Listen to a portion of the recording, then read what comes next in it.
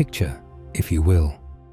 A mirror of dark water beneath mountains, so ancient they witnessed the first dawn. In its depths, stars reflect even in brightest day, forming a crown of light that once moved a king to choose this place as sacred.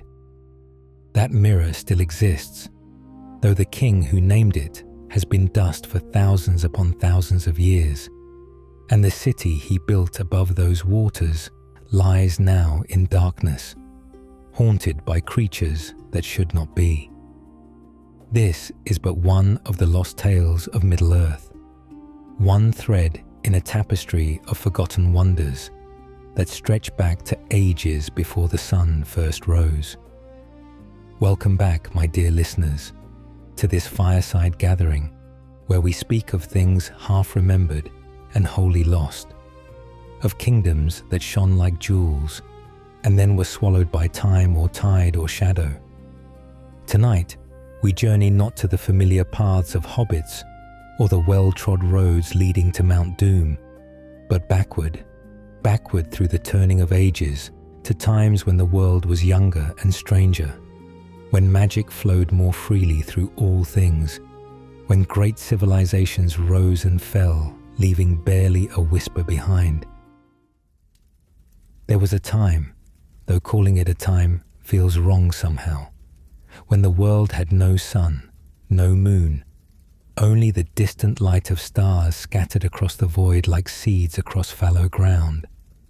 In this starlit darkness, beside a bay of still water in the uttermost east of Middle-earth, something stirred.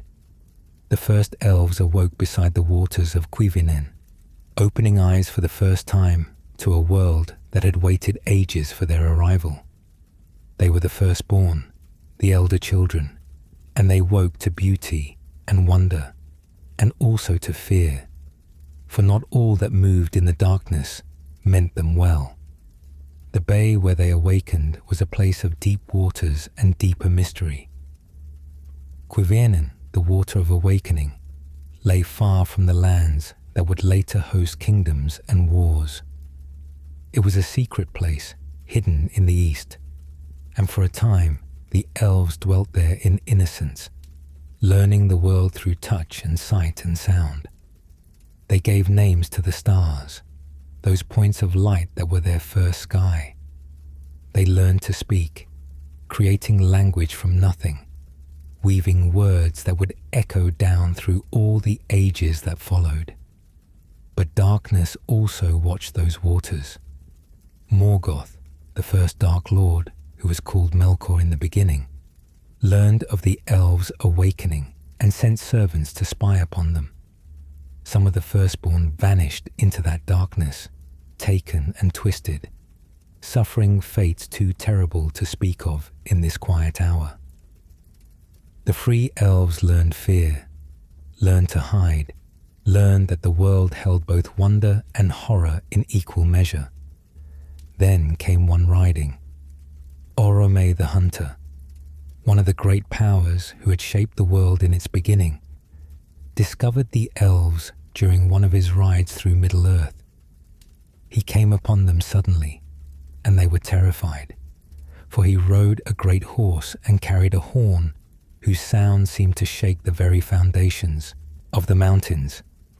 Many fled at his coming, but Orome meant no harm, and in time they came to trust him. He gave them the name Eldar, the people of the stars, and he brought news that would change everything. The powers who dwelt in the far west, in the undying lands across the ocean, invited the elves to come and live among them in a realm of eternal light and beauty. It was a generous offer, a gift beyond measure, but it required a choice. The elves must leave the only home they had ever known and journey into an unknown west, crossing all of Middle-earth to reach the Great Sea, then crossing even that to lands they could barely imagine. Thus began the great journey, one of the foundational events of all the Elder Days. Not all the elves chose to go. Some loved the starlight too dearly, or feared the journey, or simply desired to remain in the lands of their awakening.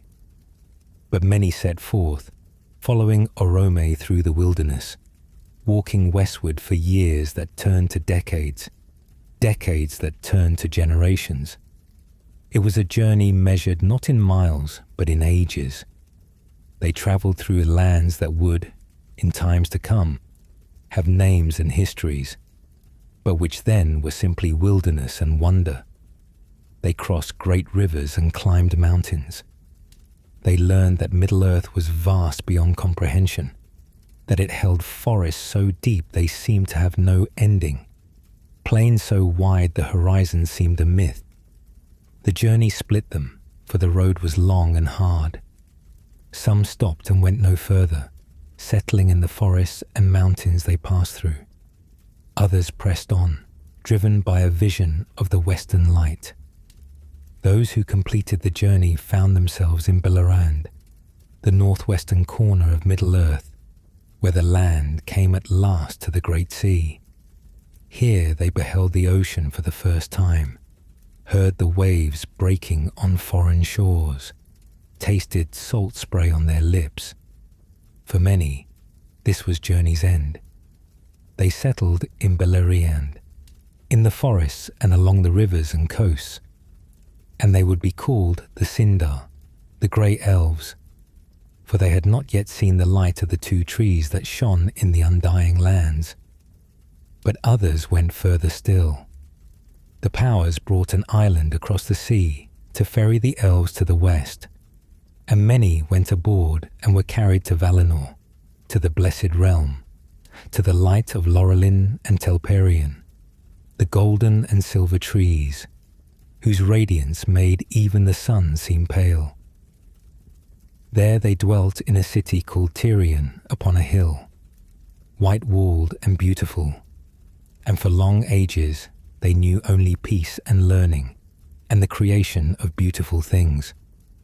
Yet this is not truly where our tale focuses tonight, for we speak of Middle-earth and its lost wonders. We speak of what remained behind, and of what would later return. In the elder days, before the sun rose, the world was shaped by powers beyond mortal comprehension. The years of the trees, as they are called, saw the undying lands lit by the light of Lorelin and Telperion, while Middle-earth dwelt in starlight and shadow. But darkness was not idle. Morgoth, who had been chained by the powers for his evil deeds, was eventually released on promise of good behavior. That promise was a lie. Morgoth returned to Middle-earth, building a great fortress in the north called Angband, delving deep into the Iron Mountains, breeding armies of twisted creatures to serve his will. The peace could not hold. When Morgoth stole 3 jewels of surpassing beauty, the Silmarils, which contained within them the light of the 2 trees themselves, and murdered the king of the elves in the process, everything changed. A portion of the elves in Valinor, led by the maker of the Silmarils, swore terrible oaths to recover the jewels no matter the cost. They rebelled against the powers themselves, fighting their way out of the Blessed Realm in an event so terrible it would stain all the ages that followed.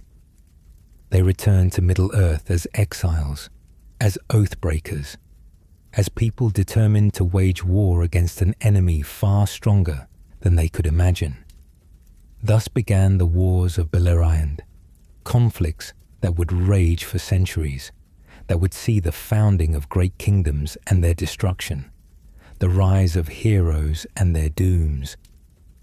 The first age of the sun properly begins with the return of these Noldorin elves to Middle-earth, for their arrival coincided with the first rising of the sun, which was made by the powers from the last flower of the golden tree, after Morgoth had destroyed both trees in his theft. Beleriand became the stage upon which the great dramas of the elder days unfolded. It was a land of rivers and forests, of mountains and hidden valleys, of coastlines where the waves spoke in voices older than memory. Here kingdoms rose. The grey elves who had remained in Middle-earth met their returning kindred with mixed feelings, joy and sorrow intertwined. For the exiled Noldor brought both great strength and great doom with them.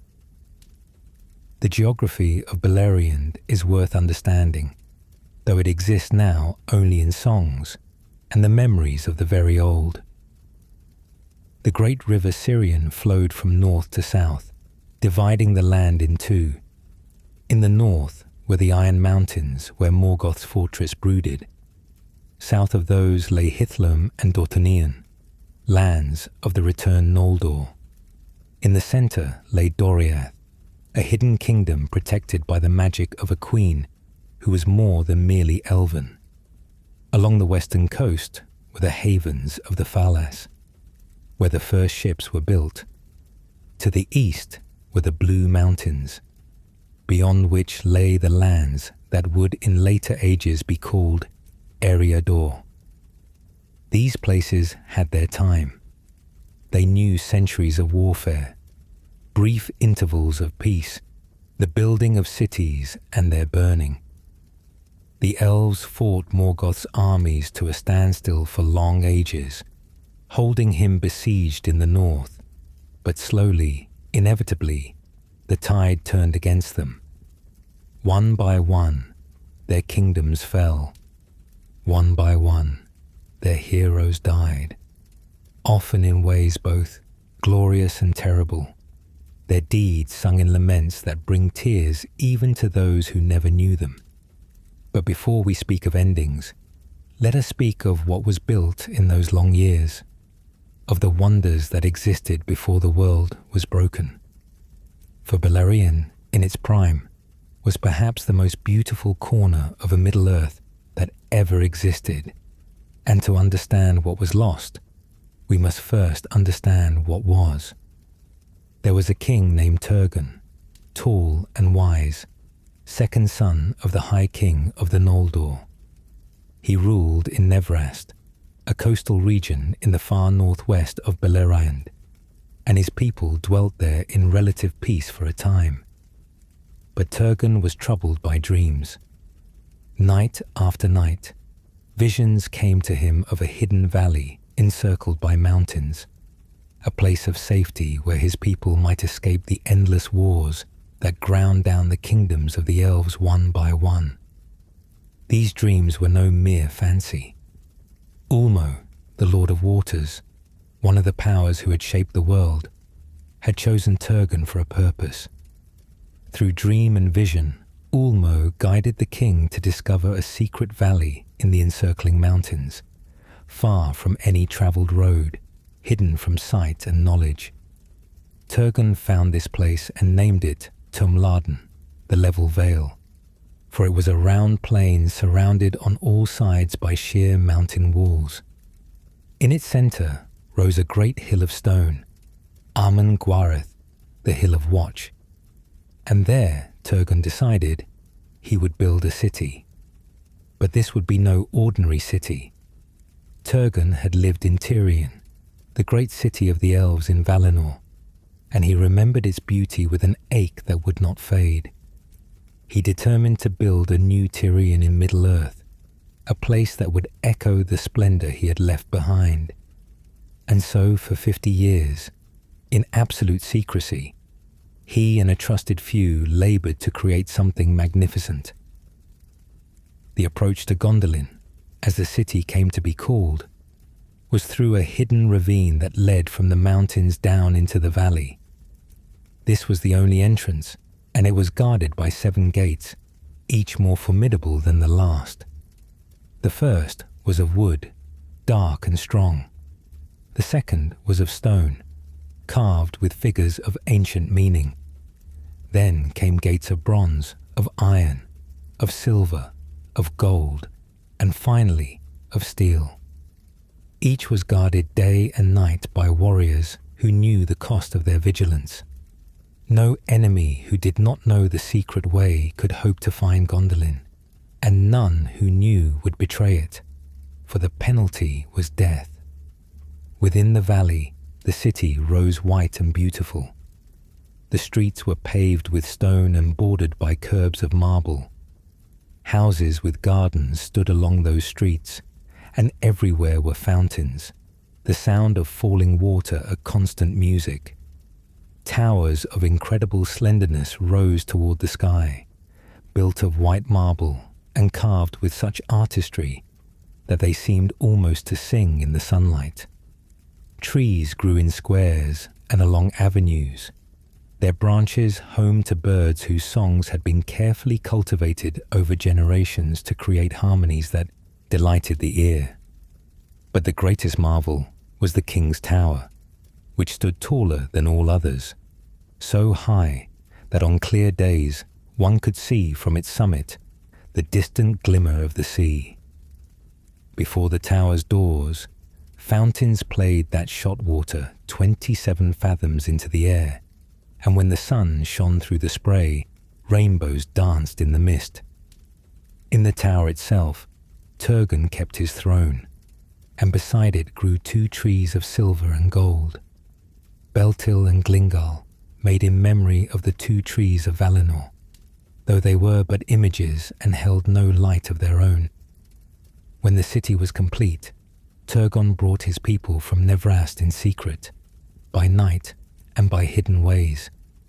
Nearly a third of the Noldor who had followed his father Fingolfin to Middle-earth came to dwell in Gondolin, along with many of the grey elves who had befriended them. The vale that had been empty became filled with life and light, with craftsmanship and learning, with music and story. The people of Gondolin became mighty in lore and in skill, and they created works of surpassing beauty. Here were forged some of the most famous weapons that would survive into later ages. Glamdring, Turgon's own sword, would eventually be carried by a wizard named Gandalf thousands of years later.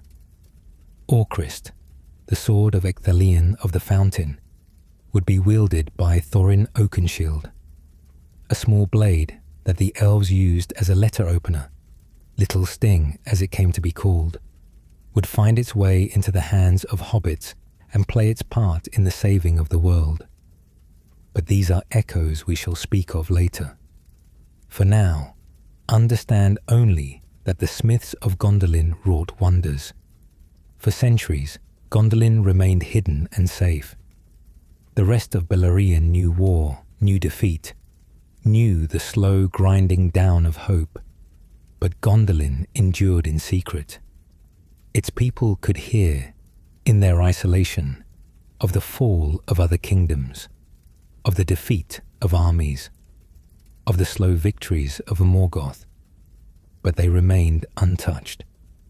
The magic that guarded their valley held firm. Even the great eagles, who nested in the mountains and saw all, kept the secret of Gondolin's location, for their lord Thorondor had made compact with Turgon. But isolation, however safe, breeds a kind of blindness. The world outside continued to turn, and Turgon's people became increasingly removed from its events. When 2 young men, Húrin and Huor, stumbled into the hidden valley after a battle, they were the first outsiders to see Gondolin in hundreds of years. Turgon welcomed them, for he sensed in them something important, some role they would play in the pattern of events. He let them dwell in the city for a time, learning its ways, before allowing them to leave on oath never to reveal its location. Years later, Turgon led his army to war one final time. The kingdoms of the elves had agreed to unite against Morgoth in one great battle, a last desperate attempt to break his power. The Battle of Unnumbered Tears, it came to be called, and the name is apt, for it was the greatest disaster the elves had yet known. The armies were betrayed and broken, the flower of elvish nobility cut down in fields that ran red with blood. But Turgon and his host survived, for Húrin and Huor, those 2 men who had dwelt in Gondolin, held a rearguard action that let the warriors of the hidden city retreat without pursuit. Húrin was captured. Huor was slain. But Gondolin remained secret. Then came silence. Years passed, and Gondolin heard nothing of the outside world, save what the eagles brought them. Other kingdoms fell. Nargothrond was destroyed. Doriath, the great hidden realm of Thingol and Melian, was sacked by the elves' own kinsmen in a fratricidal horror. But still Gondolin endured, and his people began to believe that perhaps they alone would survive, that their walls and their secrecy would protect them until the end of days. This was pride, and pride, as always, brought doom. Turgon's nephew, Maglin, son of his sister Aredil, dwelt in Gondolin and harboured a dark love for Turgon's daughter Idril. When she rejected him and married a mortal man named Tuor, Maglin's heart filled with bitterness. He went outside the mountains in secret, against Turgon's laws, to mine for metals. There he was captured by Morgoth's servants and brought before the Dark Lord himself. Morgoth was cunning beyond mortal understanding. He tortured Maglin, yes, but he also made promises. "Give me the location of Gondolin," he said, "and you shall be its lord. You shall have Idril as your prize. The armies of the Noldor are broken. Your city stands alone and cannot endure forever. Better to bear now and survive than to fall later with no reward." And Maglin, broken in body and twisted in spirit, betrayed his people. He told Morgoth the secret of Gondolin's location, the hidden way through the mountains, the manner of the gate's defense. The attack came during a festival, the Gates of Summer, when the city was least prepared. Morgoth's forces came not as scouts or raiders, but as an army of annihilation. Dragons flew for the first time, winged serpents of fire breathing death upon the white towers. Balrogs, demons of shadow and flame from the ancient days, came in numbers that had not been seen since the world was young. Orcs in tens of thousands scaled the walls. The hidden city that had remained secret for centuries was suddenly under assault from forces it could not withstand. The battle raged through the streets and squares of Gondolin. The elven lords led their houses into combat, each with his own heraldry and style. The House of the Hammer fought with great maces. The House of the Swallow defended the southern walls. The House of the Golden Flower held the gate plaza until its lord, Glorfindel, fell in combat with a Balrog, dragging the demon down with him as they tumbled from a great height. One by one, the noble houses were destroyed. One by one, the towers fell. Turgon stood in his tower as the city burned around him. He knew, at last, that his pride had doomed his people.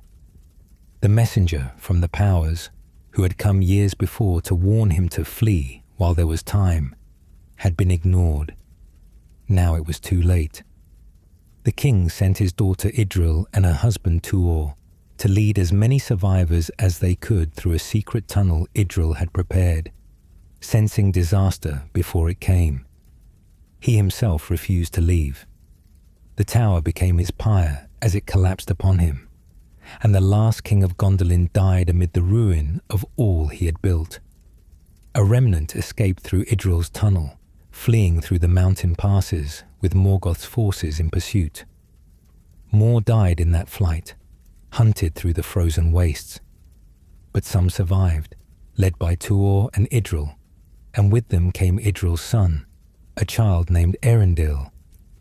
This child would grow to be the most important mariner in all the history of Middle-earth, but that is a tale for another time. For now, understand only that Gondolin fell, that its glory was extinguished, that the greatest of the elven kingdoms in Middle-earth was no more.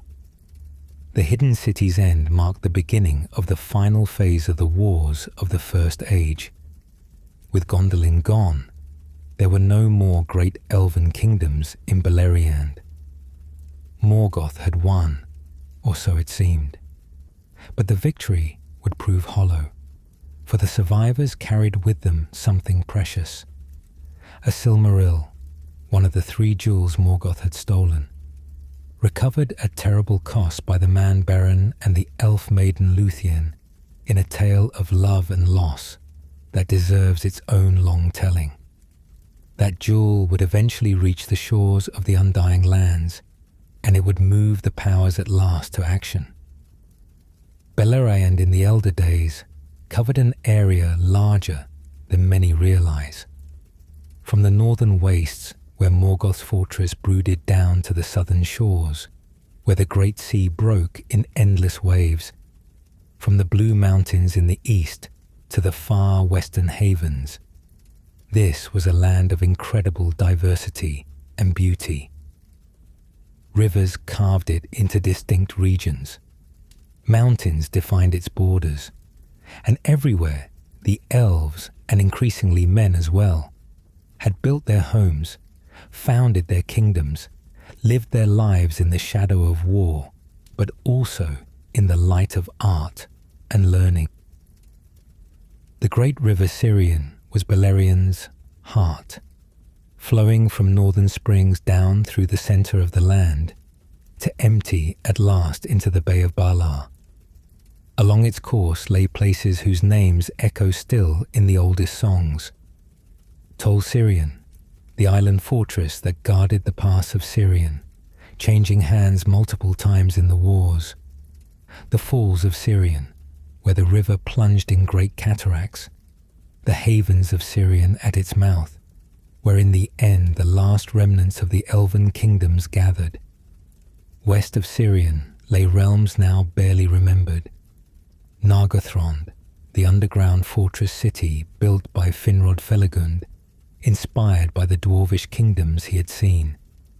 It stood for centuries as a hidden stronghold, its people venturing out only in stealth and never in great force, until hubris and betrayal led to its sack and ruin. The Falas, the coastlands where Círdan the shipwright built his havens and his vessels, teaching the elves the craft of sailing. These havens endured longer than most, but they too eventually fell. East of Sirion, the land was divided into many regions.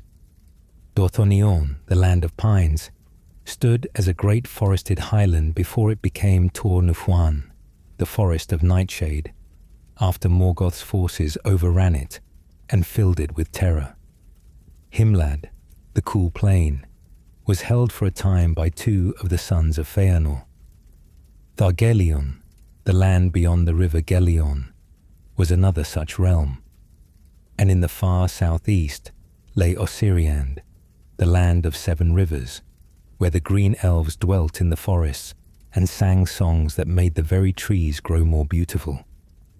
But the greatest of the hidden kingdoms, save Gondolin itself, was Doriath. This realm deserves particular mention, for it was protected by a magic more ancient and powerful than that of any elven king. Thingol, who had been one of the first elves to awake at Cuiviénen, ruled there, and his queen was Melian, who was not an elf at all, but one of the Maya, the lesser powers who had helped shape the world. Melian wove a barrier of enchantment around Doriath, the girdle of Melian, which no one could pass without her leave. For centuries beyond counting, Doriath remained utterly safe, untouched by the wars that raged beyond its borders. Within that protected realm grew a forest of incredible beauty, Neldrith and Region, where beech and oak grew to heights that seemed impossible, and nightingales sang in the branches. In the heart of the forest stood Menegroth, the 1,000 Caves, a palace carved into a hillside with such artistry that it seemed a natural formation, as if the stone itself had decided to become beautiful. Through its halls ran a stream, and lights like stars were set into the ceiling, so that one walking through Menegroth felt as if they walked through a forest beneath a night sky, though they stood beneath the earth.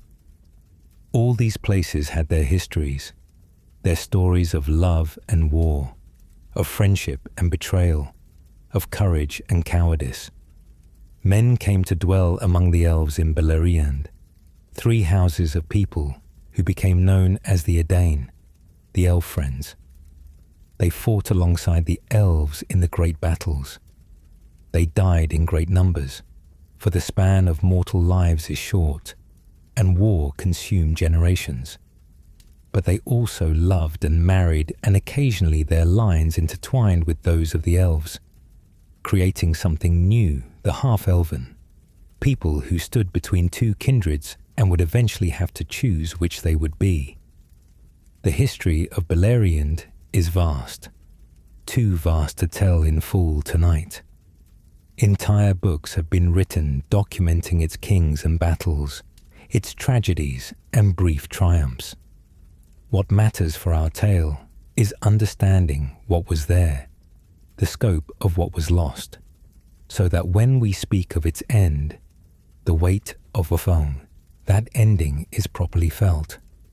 For 590 years after the first rising of the sun, the wars of Beleriand ground on.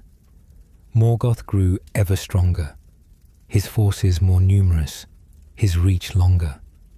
The elves grew fewer, their kingdoms falling one by one. Heroes arose and died, often achieving great deeds, but never enough to turn the tide. The whole history had a feeling of inevitability to it, of doom approaching step by inevitable step, of a darkness that could not be held back forever, no matter how bravely people stood against it. At last, when Gondolin had fallen and the havens of Sirion were all that remained of the free peoples, when it seemed that Morgoth had won utterly and completely, help came from an unexpected direction. Eärendil, who had been a child when Gondolin fell, had grown to manhood and become the greatest mariner of his age. With the Silmaril his mother had saved bound upon his brow, he sailed west into waters no mortal had ever successfully navigated, seeking the undying lands to beg the powers for aid. The powers heard his plea. More importantly, they were moved by it, for Eärendil was half-elven, and in him they saw represented both the peoples who suffered under Morgoth's dominion. They decided at last to intervene directly, to do what they had not done since Morgoth's first rebellion countless ages before. They raised an army, not of elves or men, but of themselves, the powers and their servants, spirits of fire and storm and mountain given form. This host crossed the sea and came to Middle-earth, and the War of Wrath began. For 40 years, that war raged across Beleriand. Every army Morgoth had ever bred was called forth. All his dragons and balrogs and orcs and corrupted things emerged from Angband to fight. And arrayed against them were forces that made those armies seem like children playing at battle. The very earth shook with the fighting. Mountains were thrown down. Rivers changed their courses. The land itself could not withstand the fury of the war that raged across it. In the end, Morgoth was defeated. He was cast down from his throne, captured, and ultimately thrown through the door of night into the void beyond the world, there to remain until the end of all things. His fortress of Angband was torn down to its foundations. The pits were laid bare to the sky, and the towers of Thangorodrim that had loomed over Beleriand for centuries were broken into rubble. But Beleriand could not survive such a war. The land was shattered, broken, torn asunder by forces beyond imagining. And then came the ultimate catastrophe. The great sea rose. The waters rushed in, drowning the river valleys, swallowing the plains, covering the forests. Within a few years, all of Beleriand save its easternmost edges sank beneath the waves. All the kingdoms, all the cities, all the realms that had known centuries of history vanished under the sea. Gondolin's ruins, deep in their mountain valley, were covered by water.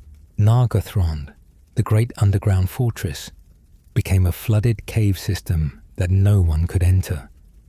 Menegroth in Doriath, the 1,000 caves, became a tomb of stone beneath the waves.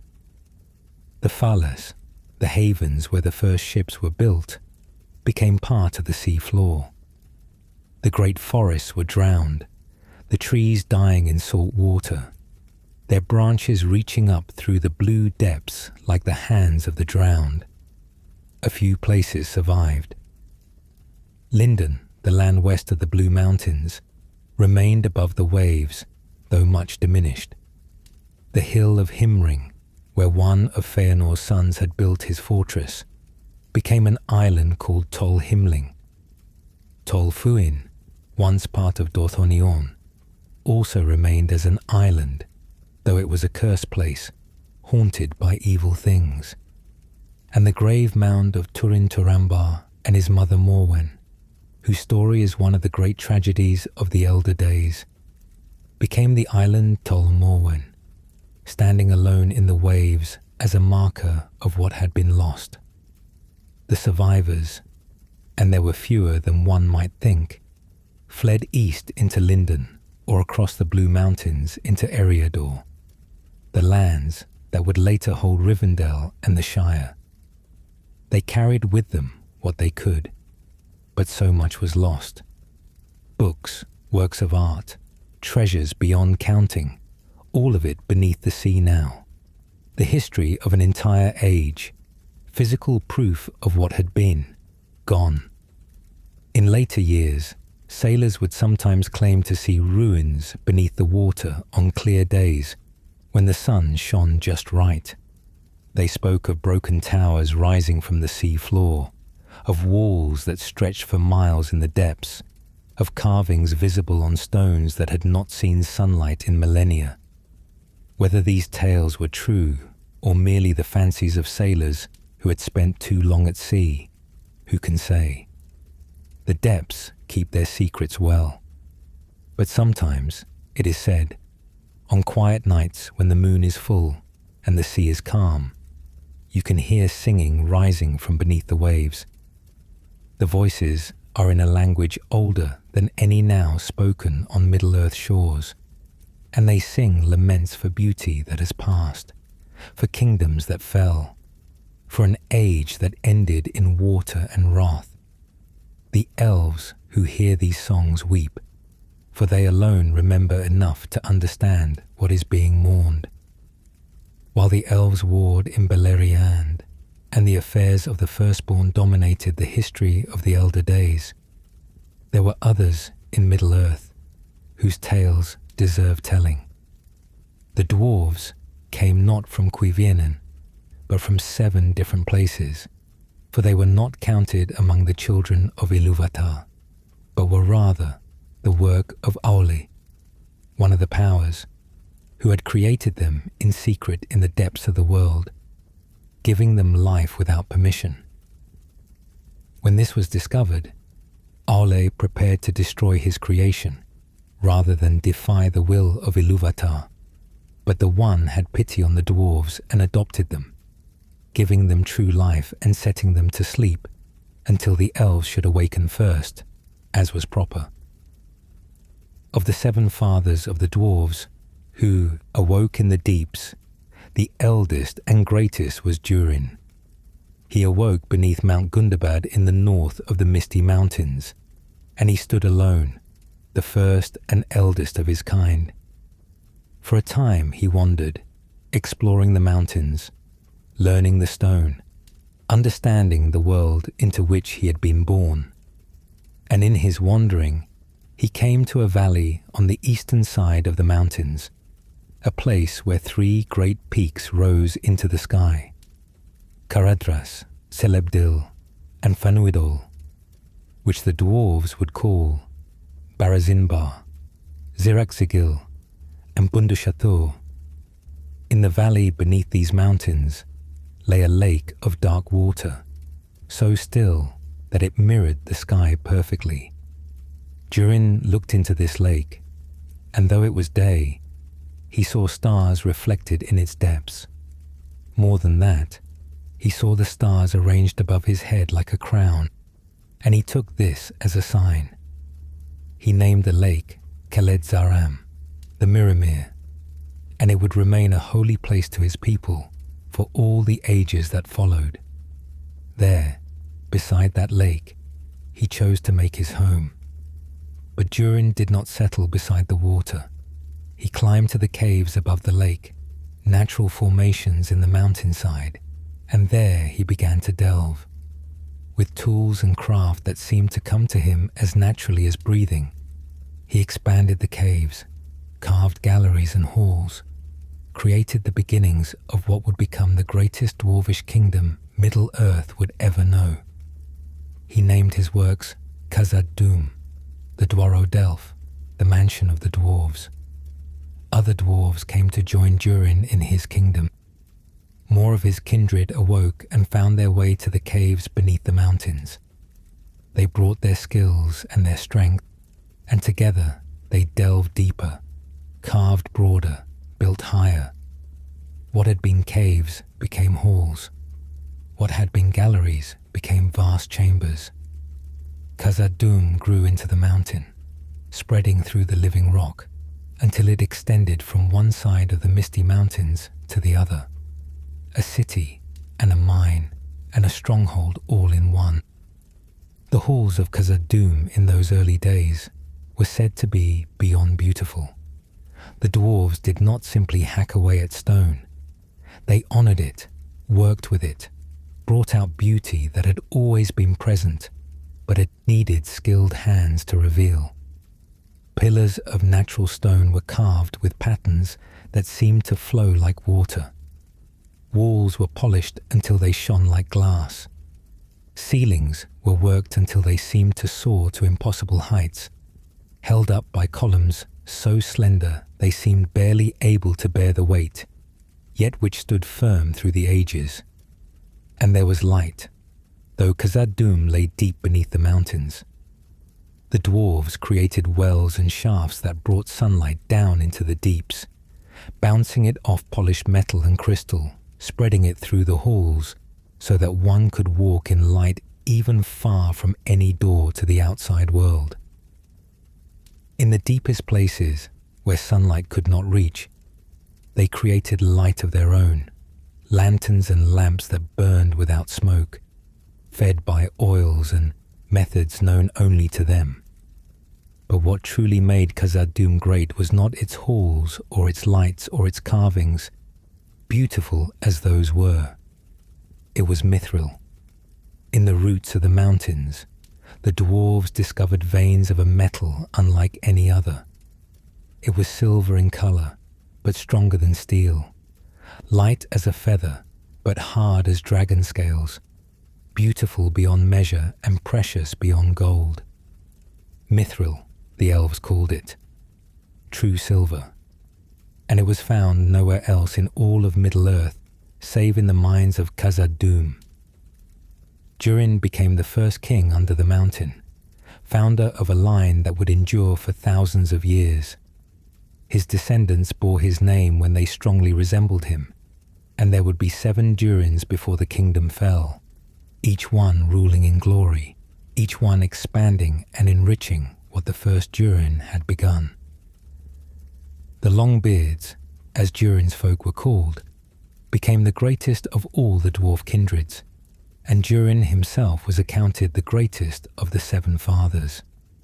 The first age passed, with its wars in Beleriand far to the west. Khazad-dûm heard of these conflicts, but took little part in them, for the dwarves had their own concerns and their own lands. They traded with the kingdoms of Beleriand, yes, particularly with the dwarf cities of Belegost and Nogrod in the Blue Mountains. But the great wars of the elves were not their wars. When the First Age ended in the drowning of Beleriand, refugees came east over the mountains. Many dwarves from the ruined cities of the Blue Mountains made their way to Khazad-dûm, and the kingdom swelled with new population, new skills, new strength. It was in the Second Age that Khazad-dûm truly reached the heights of its glory. For beside the western door of Khazad-dûm, which opened onto the lands beyond the mountains, a new kingdom arose. The elves of Eregion, led by Celebrimbor, settled in the lands near the dwarvish halls, and a friendship grew between the two peoples, such as had rarely been seen. The elves were craftsmen and smiths, interested in making beautiful and powerful things. The dwarves were miners and workers of metal, masters of stone and forge. Together, they achieved wonders neither could have managed alone. Celebrimbor and Narvi, a dwarf lord of Khazad-dûm, together created the doors of Durin, the west gate of Moria. These doors were invisible when closed, seamlessly blending with the mountain face. They bore no lock and no hinge, but opened at the speaking of a password, originally simply the elvish word for friend. They were wrought of Ithildin, a substance that reflected only starlight and moonlight, so that the designs upon them could be seen only at night or when lit by such light as came from the moon and stars. The doors showed trees with many branches representing the two trees of Valinor. They showed the star of the house of Feanor. They showed a crown and an anvil, and they bore writing in the elvish script, letters that welcomed the traveller and identified the makers of the doors. Through these doors passed trade and friendship, knowledge and craft flowing between elf and dwarf, to the enrichment of both peoples. During this time, the rings of power were forged in Eregion. Celebrimbor, the greatest of elven smiths in the Second Age, created rings of incredible power with the help of an emissary who claimed to be a messenger from the powers in the west. This emissary was in truth Sauron, Morgoth's greatest servant, though this was not known until too late. When the rings were complete, Sauron revealed his treachery. He had created a master ring in secret, the One Ring, and with it he could control all the others. War came to Eregion. Sauron's armies emerged from the east and fell upon the elven kingdom with a fury that caught them utterly unprepared. Celebrimbor was captured and killed. His people were slaughtered or enslaved. The fair land of Eregion was laid waste, and Sauron's forces surged toward the walls of Khazad-dûm, seeking to destroy the dwarves as well. But Khazad-dûm could not be taken by force. The dwarves shut the doors of Durin and sealed themselves in, and Sauron's armies could not breach the gates. The dwarves sent forces out to harass the besiegers, to help elven refugees flee north to Rivendell, to make Sauron pay for every foot of ground he took. Eventually, Sauron gave up the siege and withdrew, his forces needed elsewhere. But the friendship between elf and dwarf was broken. The doors remained shut. Khazad-dûm turned inward, isolating itself from the troubles of the world outside. For thousands of years after this, Khazad-dûm endured in isolation. The kingdom remained wealthy, its mines still producing mithril, its forges still creating works of wonder. The dwarves married and had children. They carved new halls when the old ones filled. They delved new mines when the old veins were exhausted. Life continued in the deep places, generation after generation, the surface world and its affairs seeming distant and unimportant. But mithril, for all its abundance, was still finite. The easy veins were exhausted. The accessible seams were mined out. To continue finding the precious metal, the dwarves had to dig deeper, to follow veins down into the roots of the mountains, to places where the stone itself seemed to grow hot with some inner fire. They knew there were risks in such deep delving, but the wealth that Mithril brought was worth almost any price. And so they dug deeper and deeper, following the metal, chasing seams that led down into profound darkness. There are things beneath the mountains, creatures and spirits older than the world above, things that were there before the dwarves ever began to delve. Some of these things are best left alone, best left sleeping in the dark places where they have lain since the world was young. But greed makes people foolish, and the dwarves of Khazad-dûm had grown very greedy for Mithril indeed. The year was 1980 of the Third Age, though the dwarves counted their years differently and would have given it another name. By whatever reckoning, it was a year that should have been like any other in Khazad-dûm. The forges burned, the hammers rang, miners delved in the deep places, seeking Mithril, always seeking the silver metal that had made their kingdom wealthy beyond the dreams of other peoples.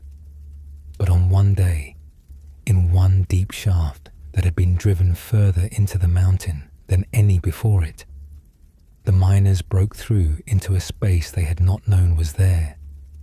A vast darkness opened before them, a cavern whose extent could not be measured by their lights, and from that darkness came heat and smoke, and a sound like distant thunder. Then came fire. A creature of living flame emerged from the depths, a horror from the elder days, a demon of shadow and fire that had been sleeping beneath the mountain since before the first dwarf ever set hammer to stone. The miners who saw it first died instantly, burned to ash by its heat. The flames spread through the mine shafts. The support timbers caught fire. Tunnels collapsed, and the creature came forth into the halls of Khazad-dûm, roaring its rage at being disturbed. It was a Balrog, one of Morgoth's servants from the wars of the First Age. When Morgoth had been cast down and his fortress destroyed, most of his servants had been killed or captured, but some had fled, hiding in the deep places of the earth, and this one had found its way beneath the misty mountains and had slept there for more than 5,000 years. Now it was awake, and it was angry. King Durin VI, who ruled Khazad-dûm in that time, took up his weapons and went to face the creature. He was brave, as all the kings of Durin's line were brave, and he was mighty in battle. But what is the strength of even the greatest dwarf against a Balrog? Durin fell before it, slain in the deep halls he had ruled, and the creature took a new name from the death it had caused, Durin's Bane. Nine the First, Durin's son, tried to hold the kingdom. He rallied the dwarves, organized defenses, fought to contain the Balrog and drive it back into the deeps from which it had come. For a year he fought, and many dwarves died in that fighting, until the very stones of Khazad-dûm ran with blood. But it was hopeless. The Balrog could not be stopped. It could barely be slowed. And in the end, 9 too fell before it. The dwarves abandoned Khazad-dûm. They fled from the halls their ancestors had carved over thousands of years, fled from the mines where Mithril still waited in the stone, fled from the home that had sheltered them since the world was young. Some went north to the Grey Mountains. Others went east to Erebor, the Lonely Mountain, and founded a new kingdom there. But all of them left Khazad-dûm behind, and the great kingdom stood empty. Empty, but not abandoned. The Balrog remained, lurking in the depths, a brooding presence of malice and fire. And soon other creatures found their way into the deserted halls. Orcs came first, creeping in from the north, from the mountains where they had bred in the darkness. They found Khazad-dûm empty save for the Balrog, and they came to an understanding with it. They would not disturb its deep lairs. It would not hunt them through the halls. And so, Khazad-dûm became a place of orcs and goblins, who renamed it Moria, the Black Pit. For over 1,000 years, Moria stood thus. The great halls grew dusty. The lights went out one by one as their fuel was exhausted. The beautiful carvings were marred by orc graffiti. The polished floors became covered in filth. What had been the greatest work of the dwarves in Middle-earth became a place of horror, a darkness beneath the mountains that travelers avoided when possible, and spoke of with fear when they could not avoid it. The dwarves did not forget Khazad-dûm, though they no longer dwelt there. They sang songs about its glory. They told tales of its founding. They dreamed of returning one day, of driving out the orcs and the Balrog, of reclaiming what their ancestors had built. But dreams are easy, action is hard, and none could say when or if the time would come when Durin's folk might return to their ancient home. In the year 2790 of the Third Age, a king of Durin's line named Thror, who had grown old and tired of his wanderings, decided that the time had come. He had been rich once, king of Erebor, but the dragon Smaug had taken that kingdom and its wealth. Now Thror was old and poor, and he remembered the tales of Khazad-dûm's treasure, the mithril still in the mines, the ancient wealth of his people. He determined to return and see if anything might be salvaged. He went alone save for a single companion, a dwarf named Nar, and he entered Moria by its eastern gate. Nar waited outside, for he had misgivings about the venture, and his misgivings proved well-founded. Within the halls, Thror was ambushed by orcs. Their chieftain, a creature named Azog, killed the old king and took his head. As a final insult, Azog carved Thror's own name on his forehead and sent Nar back to his people with a message. This is what becomes of dwarves who return to Moria. This insult could not stand. Thror's son, Thrain, gathered the dwarves for war, not just Durin's folk, but dwarves from all the kindreds, for the insult to Thror was an insult to all their race. They marched on Moria, hunting orcs through the mountains, killing them wherever they were found. The war lasted years and culminated in a great battle at the very gates of Moria, the Battle of Azan-ul-Bizar, where the valley before the eastern gate ran red with blood. The dwarves won that battle. Azog was slain. The orc armies were shattered, but the victory was bitter, for so many dwarves had died that there were barely enough survivors to give the dead their proper rites. And worse, when they looked into Moria, when Dain Ironfoot peered through the Dimril gate, he saw the shadow of Durin's bane still lurking in the deep. The Balrog remained. Moria could not yet be reclaimed, and so the dwarves departed, leaving their ancestral home to the orcs once more. 200 years later, a dwarf named Balin, who had been part of the company that reclaimed Erebor from the dragon, decided to try again. He led an expedition to Moria, determined to succeed where others had failed. For 5 years, they actually managed it.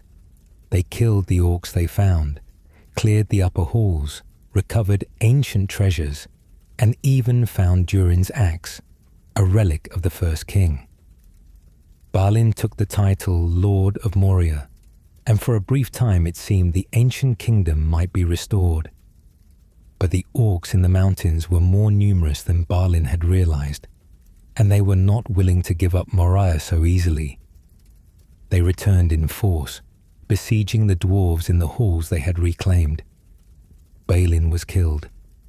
His colony was slowly whittled down until none remained alive. Moria fell once more to the orcs, and it would be another 30 years before anyone entered those halls again. That someone would be the Fellowship of the Ring, 9 companions on a quest to destroy an ancient evil. They entered Moria because they had no other choice, pursued by enemies and blocked by weather from other routes. What they found in those halls was the ruin of everything the dwarves had built. They found Balin's tomb in the chamber of Mazarbul, the chamber of records, and they read the book that told of his colony's end. They were attacked by orcs and trolls, and at the bridge of Khazad-dûm, a slender bridge of stone spanning a great chasm, they faced Durin's Bane itself. The wizard Gandalf stood upon that bridge to hold back the Balrog, to give his companions time to escape. In the power of his voice, he shattered the bridge, and the Balrog fell into the abyss. But as it fell, its whip lashed out and caught Gandalf's ankle, dragging him down as well. Both fell into darkness, down and down, into depths that had not been explored even by the dwarves who had built Khazad-dûm. But neither the wizard nor the demon knit in that fall. They fought as they fell, and then they fought at the bottom of the world, in caverns gnawed by nameless things in the foundations of the earth. For days they battled through tunnels that had never known light, until at last they came to the endless stair, a stairway that climbed from those uttermost depths all the way to the peak of Celebdil, highest of the mountains. There, on the pinnacle of the mountain, in wind and snow and burning sky, Gandalf at last slew Durin's Bane. The Balrog fell as ash on the wind, and the curse that had haunted Moria for 2,000 years was ended. But Khazad-dûm remained empty. The orcs had been scattered by the events of the War of the Ring. The hall stood silent once more, dark and dusty, waiting for Durin's folk to return, for the hammers to ring again, for the lights to be rekindled. And in the Fourth Age, after the defeat of Sauron and the passing of the ring, Durin the Seventh led his people back at last to the ancient halls. They reclaimed Khazad-dûm, renamed it once more, returned it to glory. But that story lies beyond our scope tonight. For now, understand only that the greatest of dwarf kingdoms fell to greed and ancient evil, and that its fall cast a shadow over all the dwarves for thousands of years. When the First Age ended in fire and flood, when Morgoth was cast down and Beleriand sank beneath the waves, the powers looked upon the men who had fought beside the elves and were moved to pity. These men, the Edain, had suffered terribly in the wars. They had been faithful allies when faithfulness cost everything. Many of their greatest had died fighting against an enemy they could not hope to defeat, dying for principles they believed in even when those principles seemed likely to bring about their doom. Such loyalty deserved reward. But what reward could be given to mortals? The powers could not make them immortal, for that was a gift only the One could grant, and the One had ordained that men should die.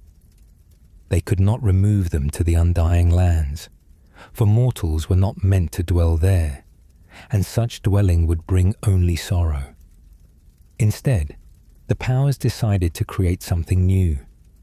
They raised an island from the sea, a great star-shaped land in the midst of the ocean between Middle-earth and the undying lands.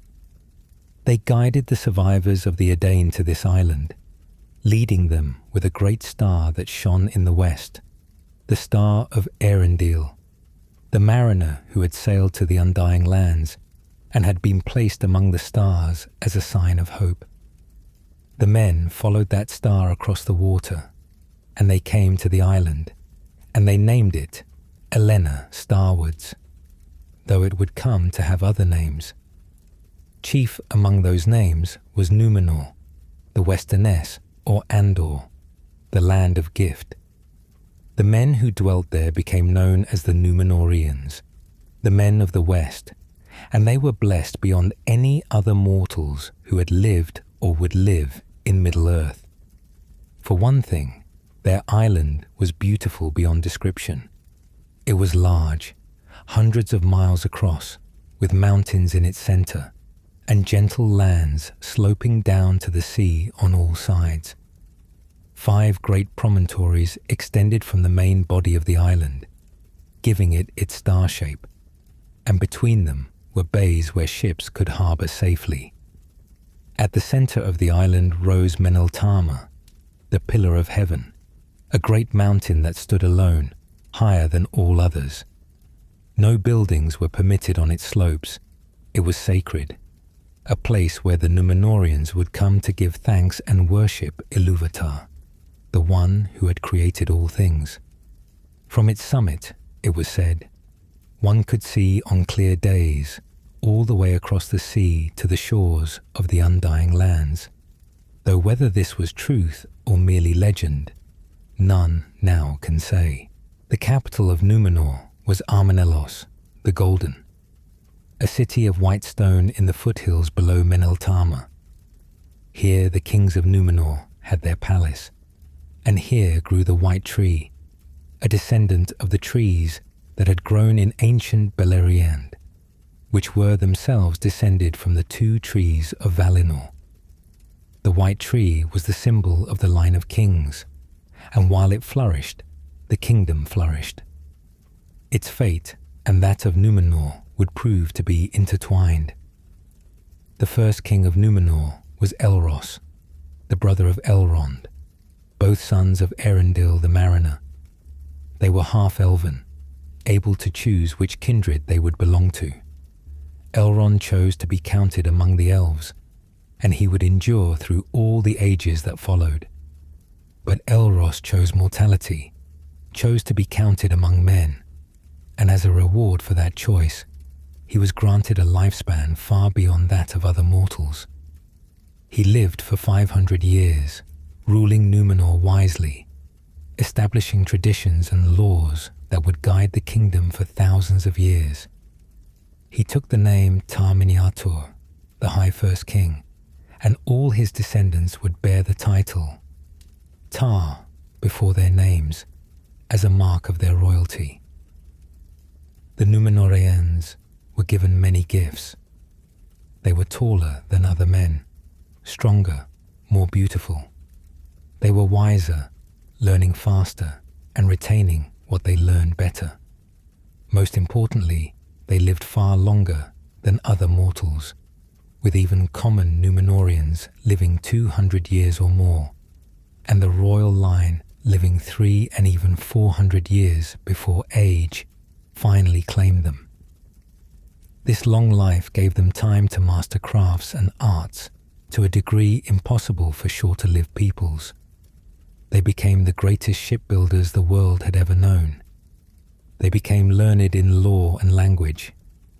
They created works of beauty that took decades to complete and would endure for millennia. The powers placed one restriction on the Númenóreans, one law they must not break. They were forbidden from sailing so far west that Númenor itself passed out of sight. They must not attempt to reach the undying lands, for mortals were not meant to set foot there, and to do so would bring only doom. This was called the Ban of the Valar, and for many centuries the Númenóreans accepted it, if sometimes with reluctance and regret.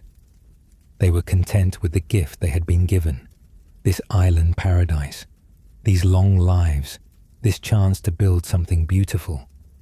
For long ages, Númenor endured as a place of wisdom and peace.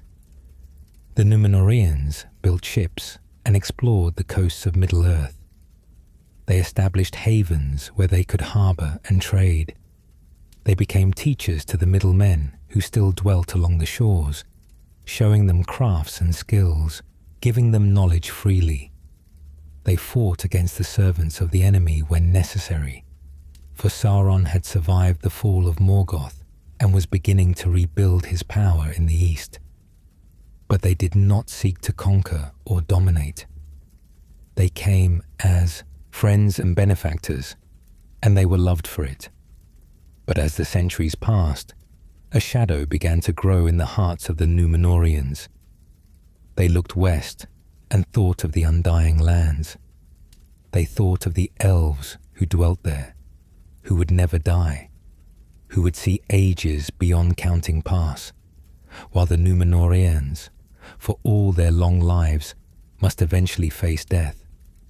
And they began to resent mortality. They began to fear death, to see it not as the gift Iluvatar had intended, but as a doom, a curse, an unjust punishment for no crime they had committed. This fear of death grew slowly, taking generations to fully manifest. But as it grew, the Númenóreans changed. They became prideful, arrogant. They ceased to visit Middle-earth as teachers and came instead as lords, demanding tribute and obedience. They built fortresses and extracted wealth from the peoples they had once befriended.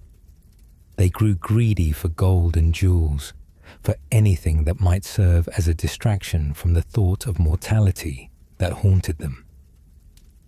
The division in Númenor became stark. Some remained faithful to the old ways, to friendship with the elves, to acceptance of mortality and trust in Iluvatar. These were called the faithful, and they dwelt mostly in the western parts of Númenor, in the region called Andunia, the sunset. But the majority, led by the kings themselves, became the king's men, hostile to the elves, resentful of the ban, increasingly interested in power and domination. The white tree in Armenelos ceased to be tended. Its care fell to the faithful, who kept a sapling hidden, for they sensed that dark times were coming. The 19th king of Númenor was named Ar-Pharazôn, and he was the mightiest of all the kings in terms of pride and power, though not in wisdom. In his time, Sauron had declared himself king of men in Middle-earth and was demanding worship from all the peoples there. This Ar-Pharazôn could not tolerate, for he saw himself as the rightful king of men. He assembled the greatest fleet and army Númenor had ever raised and sailed to Middle-earth to humble Sauron. Sauron saw the might of Númenor arrayed against him, and knew he could not hope to win through force of arms. So instead he surrendered, coming before Ar-Pharazôn in apparent submission, offering himself as a hostage and counselor. Ar-Pharazôn, convinced he had won a great victory, brought Sauron back to Númenor. It was the greatest mistake he ever made. Sauron was cunning beyond mortal comprehension. Within Númenor, he began to spread poison. He was silver-tongued and persuasive, and he wormed his way into Ar-Pharazôn's confidence. He spoke against the powers, claiming they had lied to men about the nature of death. He taught that Morgoth, the old enemy, was not evil but simply strong, and that strength was the only virtue that mattered. He convinced Ar-Pharazôn to build a great temple to Morgoth in the center of Armenelos and to offer sacrifices there. And when the Sea faithful protested, Sauron convinced the king to persecute them, to hunt them, to offer them as sacrifices on Morgoth's altar. Then came the most terrible deed. Sauron convinced Ar-Pharazôn to cut down the white tree, Nimlot the Fair, and burn it in the temple as a sacrifice. A few of the faithful, led by Isildur, son of the leader of the faithful, raided the palace gardens by night and stole a fruit from the tree before it could be felled. They paid for this theft with their lives in some cases, but they saved the lineage of the white trees, for from that fruit would grow the tree that would eventually stand in Gondor in the Third Age. But Sauron was not finished. He saw that Ar-Pharazôn was growing old, and he fed the king's greatest fear. "You will die," he said, "and your power will be lost. But it need not be so. The powers keep immortality for themselves in the undying lands. Take your fleet, take your army, and sail west. Conquer the undying lands. Seize immortality for yourself. It is yours by right. The powers have denied you only because they are selfish and cruel." Ar-Pharazôn listened, and he believed because he wanted to believe. He assembled the greatest armament Numenor had ever assembled, a fleet so vast it seemed to cover the entire ocean, an army so great that every shore of Numenor echoed with the tramp of marching feet. And in the year 3319 of the Second Age, Ar-Pharazôn set sail into the west, breaking the ban of the Valar, committing the ultimate sacrilege, leading his people to their doom. The faithful, who had seen what was coming, had already fled. Led by Elendil the Tall and his sons, Isildur and Anarion, 9 ships had sailed east to Middle-earth, carrying with them such treasures and people as they could save. They would found new kingdoms there, Arnor and Gondor. But that is a tale for another time. For now, understand only that they were the survivors, the ones who saw the catastrophe approaching and chose to escape it. Ar-Pharazôn landed on the shores of the undying lands. His army marched inland, climbing toward the city of the powers. And the powers, facing the greatest sacrilege that could be committed, surrendered their guardianship of the world. They called upon Ilúvatar himself, asking him to judge, and Ilúvatar did. The earth opened. Ar-Pharazôn and his army were swallowed into chasms that appeared beneath their feet, buried alive in the land they had sought to conquer. The fleet that had carried them was dragged down into whirlpools that opened in the sea. And then Ilúvatar struck at Numenor itself. The very roots of the mountain Meneltarma split apart. Fire burst from the earth. The sea rose in waves higher than mountains. And Numenor, the great star-shaped island, the land of gift, was torn apart and sank beneath the waves. The drowning of Numenor was cataclysmic beyond imagining. Millions died in moments as the land collapsed and the sea rushed in. The beautiful cities were swallowed by water. The mountains fell, the forests burned. Everything the Númenóreans had built over 3,000 years vanished in a single day. Sauron, who had remained in Númenor when Ar-Pharazôn sailed, was caught in the destruction. His body was destroyed, and when his spirit fled back to Middle-earth, he could never again take fair form. He was diminished, weakened, though not destroyed. The world itself changed in that catastrophe. It had been flat before, with the undying lands reachable by sailing west. Now it was made round, and the undying lands were removed from the physical world, accessible only by the straight road that the elves alone could find. The very shape of creation was altered because of Númenor's fall. A few things survived. Some said that the peak of Meneltarma remained above the waves, though whether this was true or merely desperate hope, none could say. The island of Tolomorwen, the grave of Turin, also endured, and in Middle-earth, the kingdoms that Elendil and his sons founded preserved something of Númenor's culture and knowledge. But the island itself, the beauty and wonder of it, was gone forever, drowned beneath hundreds of fathoms of water, and the world was poorer for its loss. There exists, in a forest whose name has been forgotten for millennia, a clearing where moonlight once fell upon a single dancer. The trees there have long since drowned beneath the sea, and the dancer herself passed from the world ages ago. But the memory of that moment, that instant when a mortal man stumbled into a glade and beheld something so beautiful it stopped his heart, that memory endures. It endures in songs sung in elvish halls. It endures in the bloodlines of kings. It endures because what happened in that moonlit clearing changed the fate of the world itself. Welcome, my dear friends, back to our fireside. Tonight we speak not of kingdoms or ruins, not of the rise and fall of civilizations, but of people.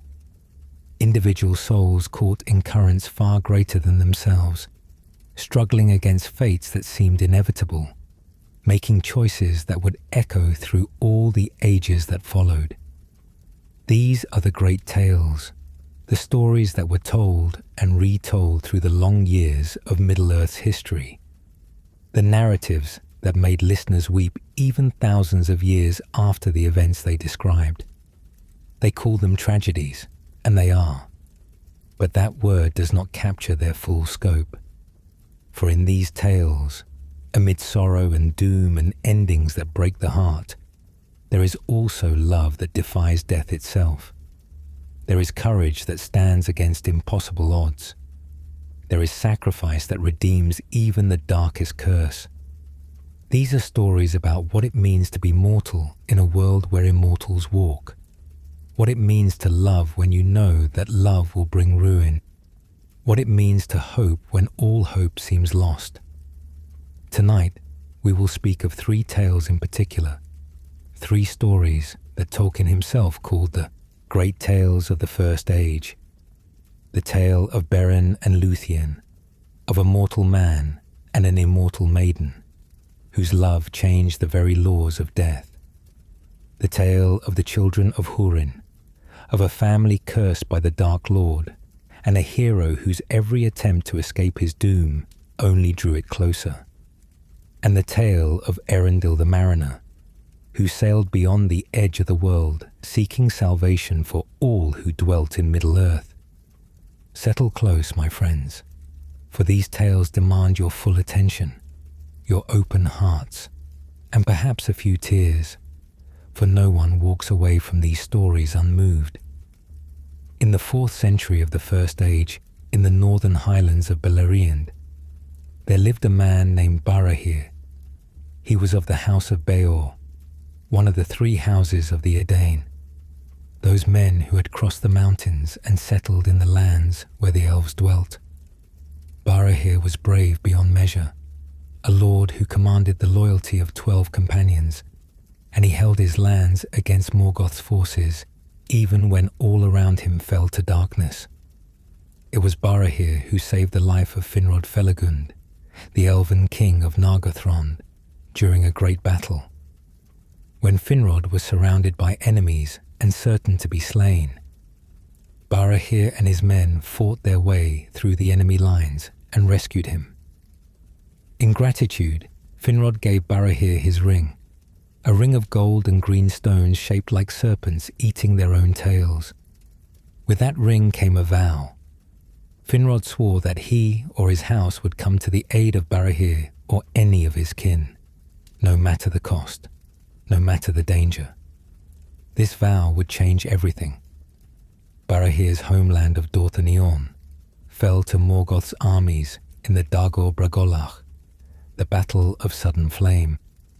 His wife Imeldir led the women and children to safety in the south, but Barahir remained with his 12 companions, becoming outlaws in their own land, harrying Morgoth's forces from secret camps in the highlands. For 4 years they fought, a thorn in Morgoth's side, until treachery brought them down. One of the 12, Gorlim, was captured and tortured. To save his wife, or so he thought, he betrayed his comrade's hiding place. Morgoth's forces fell upon them at night and slew them all save one. Barahir's son Beren had been away on a mission. He returned to find his father and all the others dead, their camp destroyed, their bodies mutilated. In rage and grief, Beren hunted the orcs who had done this deed, and from his father's severed hand he retrieved the ring of Finrod Felagund. Then he fled south alone, pursued by Morgoth's forces, hunted through wilderness and wasteland, enduring hardships that would have broken most men. For 4 years Beren wandered alone in the wild, speaking to no one, seeing no friendly face, surviving on wit and will, and a refusal to surrender to despair. He became more than a man in those years. He became something halfway between human and beast, a shadow in the forests, a legend whispered about by the orcs who hunted him. The man who could not be caught. The avenger who struck without warning and vanished without trace. His wanderings eventually brought him to the borders of Doriath, the hidden kingdom of King Thingol and Queen Melian. Doriath was protected by the Girdle of Melian, an enchantment woven by the queen herself, who was not an elf, but one of the Maya, spirits who had helped shape the world in its beginning. None could pass through that enchantment without Melian's leave, and Morgoth's creatures could not enter at all. It was the safest place in Beleriand, a refuge in a world gone dark. But Beren, bearing the burden of his suffering, and guided perhaps by a fate he did not understand, passed through the girdle as if it were not there, and in a clearing in the forest of Neldoreth, in the heart of Doriath, beneath the stars and the moon, he saw something that made him forget every hardship he had endured, every sorrow he had known. He saw Luthien dancing. She was the daughter of Thingol and Melian, and she was beautiful beyond the ability of words to capture. Her hair was dark as shadow, her eyes were bright as stars, and when she moved, it was as if the very forest danced with her. She wore a cloak that seemed woven of twilight, and her feet made no sound on the grass. Beren stood transfixed, unable to move, unable to speak, barely able to breathe. And when she vanished into the trees, he felt as though the world had become suddenly grey and cold. He searched for her through the winter, catching only glimpses, hearing only echoes of her voice in the wind. But when spring came, she appeared again in the clearing, and this time Beren found his voice. He called out to her, naming her Tinuviel, nightingale, and the sound of that name spoken in his voice broke whatever enchantment held her at distance. She came to him, and she loved him, and for a time they were together in secret, meeting in the forest, existing in a world that held only the two of them. But such secrets cannot last forever. Daron the minstrel, who loved Luthien himself, betrayed them to King Thingol, and Thingol, when he learned that a mortal man dared to love his daughter, was furious. To him, men were lesser beings, short-lived and crude compared to the elves. That one should presume to court his daughter, who was not merely an elf, but had the blood of the Maiar in her veins, was an insult beyond bearing. Thingol demanded to know what gave Beren the right to even speak Luthien's name. And Beren, exhausted and defiant, and having nothing left to lose, answered with the truth. He loved her. He would die for her if necessary, but he would not apologize for loving her. Not to Thingol, not to anyone. Thingol could have had Beren killed then and there. Many in his court expected it, but he chose instead to set a task, an impossible task, one that would rid him of this troublesome mortal while appearing generous. He told Beren that if he wanted Luthien's hand in marriage, he must bring to Thingol a Silmaril from Morgoth's iron crown. Only then would the king consider his suit. The Silmarils were the greatest treasures in the world, 3 jewels crafted by Fëanor the Noldorin craftsman. containing within them the light of the two trees of Valinor. Morgoth had stolen them in his attack on Valinor, and now he wore them in his crown in his fortress of Angband, the most terrible place in Middle-earth, guarded by Balrogs and dragons and armies beyond counting. No one had ever successfully raided Angband. To demand a Silmaril as a bride price was to demand Beron's death. But Beron accepted the quest. "I will bring you a Silmaril from Morgoth's crown," he said, "and that jewel shall be the bride price of Luthien." And he left Doriath to seek his doom. His path took him to Nargothrond, to the halls of Finrod Felagund, and he raised his father's ring and called upon the ancient vow. Finrod recognized the ring and the debt it represented, and though he foresaw his own death in this quest, he did not hesitate. He gathered 10 loyal warriors and set out with Beron to attempt the impossible. They were captured by Sauron, Morgoth's lieutenant, who ruled the fortress of Tol Ingarhoth from a tower on an island in the river Sirion.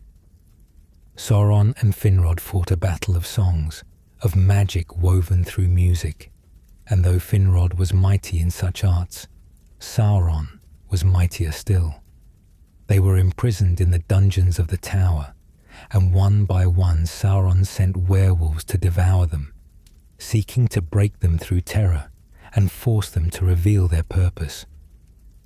Finrod died saving Beron's life, wrestling bare-handed with a werewolf, his last act one of sacrifice for the man his father had once saved. Beron alone remained, awaiting death in the dark, but Luthien had not stayed in Doriath. When she learned where Beron had gone, she set out after him, and with her came Huan, the great hound of Valinor, who had been given to one of the Noldorin princes, but chose instead to follow Luthien. Together they came to Tol Ingarhoth, and Luthien sang a song of such power that the stones of the tower trembled. Her voice reached Beron in his cell, and it gave him strength to endure. Huan fought Sauron's champion werewolf and slew it, and when Sauron himself took wolf form and came to fight Huan, the hound caught him by the throat and would not release him until Sauron yielded the tower. Sauron fled in defeat, and Luthien broke open the dungeons and freed Beron. They buried Finrod together in the Isle, and Beron, seeing the cost his quest had already exacted, tried to send Luthien home to safety. She refused. Where he went, she would go. If he would seek Angband, then she would go to Angband at his side. And so together, disguised in the skins of werewolf and vampire bat, they came at last to the gates of Morgoth's fortress. They passed into Angband, through halls carved from the living rock of the mountains, past guards and creatures of nightmare, until they came at last to the throne room, where Morgoth himself sat in terrible majesty. The Dark Lord, the first and greatest enemy of all free peoples, sat upon his throne with his iron crown upon his head, and in that crown blazed 3 Silmarils.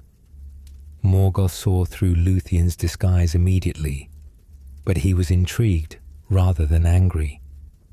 Here was the daughter of Melian, one of his own kind, come into his power, and she was beautiful, achingly beautiful, and Morgoth desired her, wanted to keep her, to possess her beauty and break her spirit. He allowed her to sing for him, thinking to savor her voice before deciding her fate. And Luthien sang. She sang of sleep and peace, of rest and gentle darkness, and her voice was so beautiful that all in the throne room began to nod and drowse. Even Morgoth, the most powerful being in Middle-earth, felt his eyes grow heavy. The Silmarils in his crown burned brighter, as if resisting Luthien's magic, and their weight bowed Morgoth's head. Luthien threw her cloak over Morgoth's face, and the Dark Lord, who had not slept since the world began, fell into slumber so deep it seemed like death. His great body crashed from his throne, his crown rolling across the floor. Beren emerged from hiding and drew his knife, Angrist, which he had taken from one of the sons of Feanor in an earlier encounter. With that knife, he cut one Silmaril from Morgoth's crown. The jewel came free, and it blazed with a light so pure it seemed to cleanse the very air of Angband's corruption. Beren tried to cut free a second jewel, but Angrist broke. The sound of the knife shattering rang through the throne room, and Morgoth stirred in his sleep. They fled. Through the halls of Angband they ran, and behind them they could hear Morgoth beginning to wake, his roar of rage building like distant thunder. At the gate they encountered Carcharoth, the greatest and most terrible of all wolves, who guarded the entrance to Angband. Beren held up the Silmaril, hoping its holy light would drive the beast back.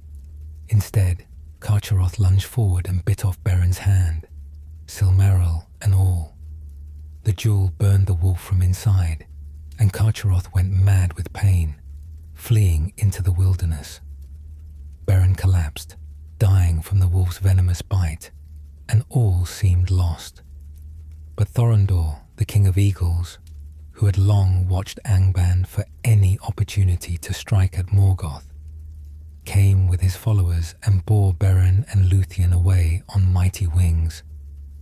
They flew south, beyond Morgoth's reach, and set the pair down at the borders of Doriath. There Luthien tended Beren, healing him though he had lost his hand, and they dwelt together for a time in the forest, alone and happy. Eventually they returned to Menegroth, Thingol's halls, and Beren stood before the king and said the words that have echoed through all the ages since. "I have returned according to my word. I am come now to claim my own." And when Thingol asked, what of the quest? What of his vow? Beren raised his right arm, showing the stump where his hand had been, and said, "Even now a Silmaril is in my hand." The play on words, the absolute brass audacity of the claim, should have infuriated Thingol. But instead it made him laugh, made him see Beren as perhaps more than merely mortal after all. And when Beren and Luthien told the tale of their quest, of what they had achieved and what it had cost, Thingol's heart softened. He gave his blessing, and Beren and Luthien were married, the first union of elf and man. But the tale does not end there. Carcharoth, mad with pain from the Silmaril burning inside him, passed through the girdle of Melian, for the power of the jewel drove him past all barriers. He ravaged through Doriath, killing all he encountered, and a great hunt was called.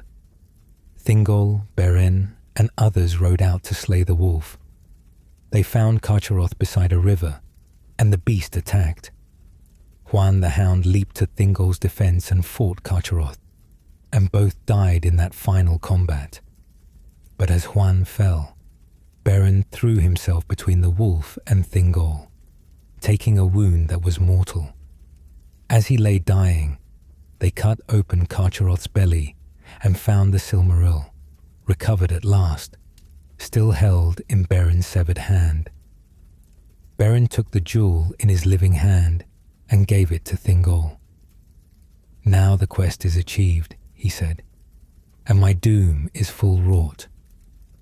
And he died. Luthien could not bear her grief.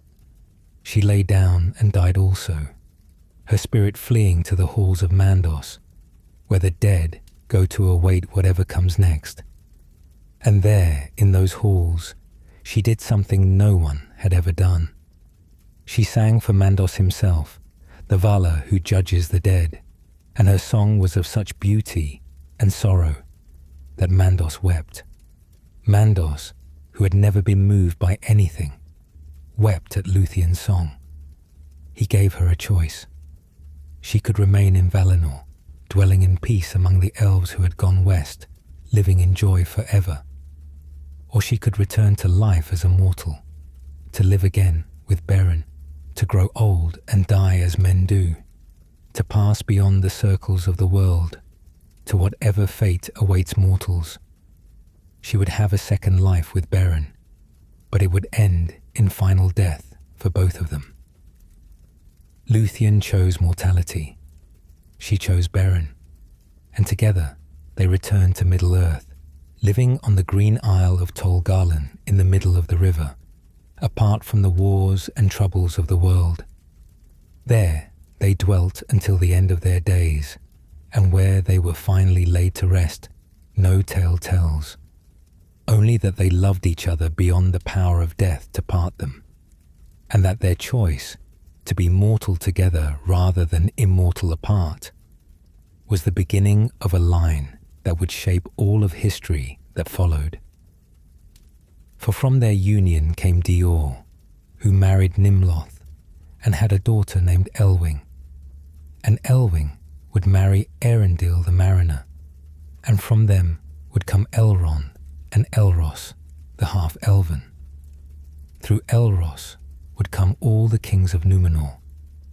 Through Elrond would come Arwen, who would make the same choice her great-great-grandmother made, choosing mortality and Aragorn over immortality and solitude.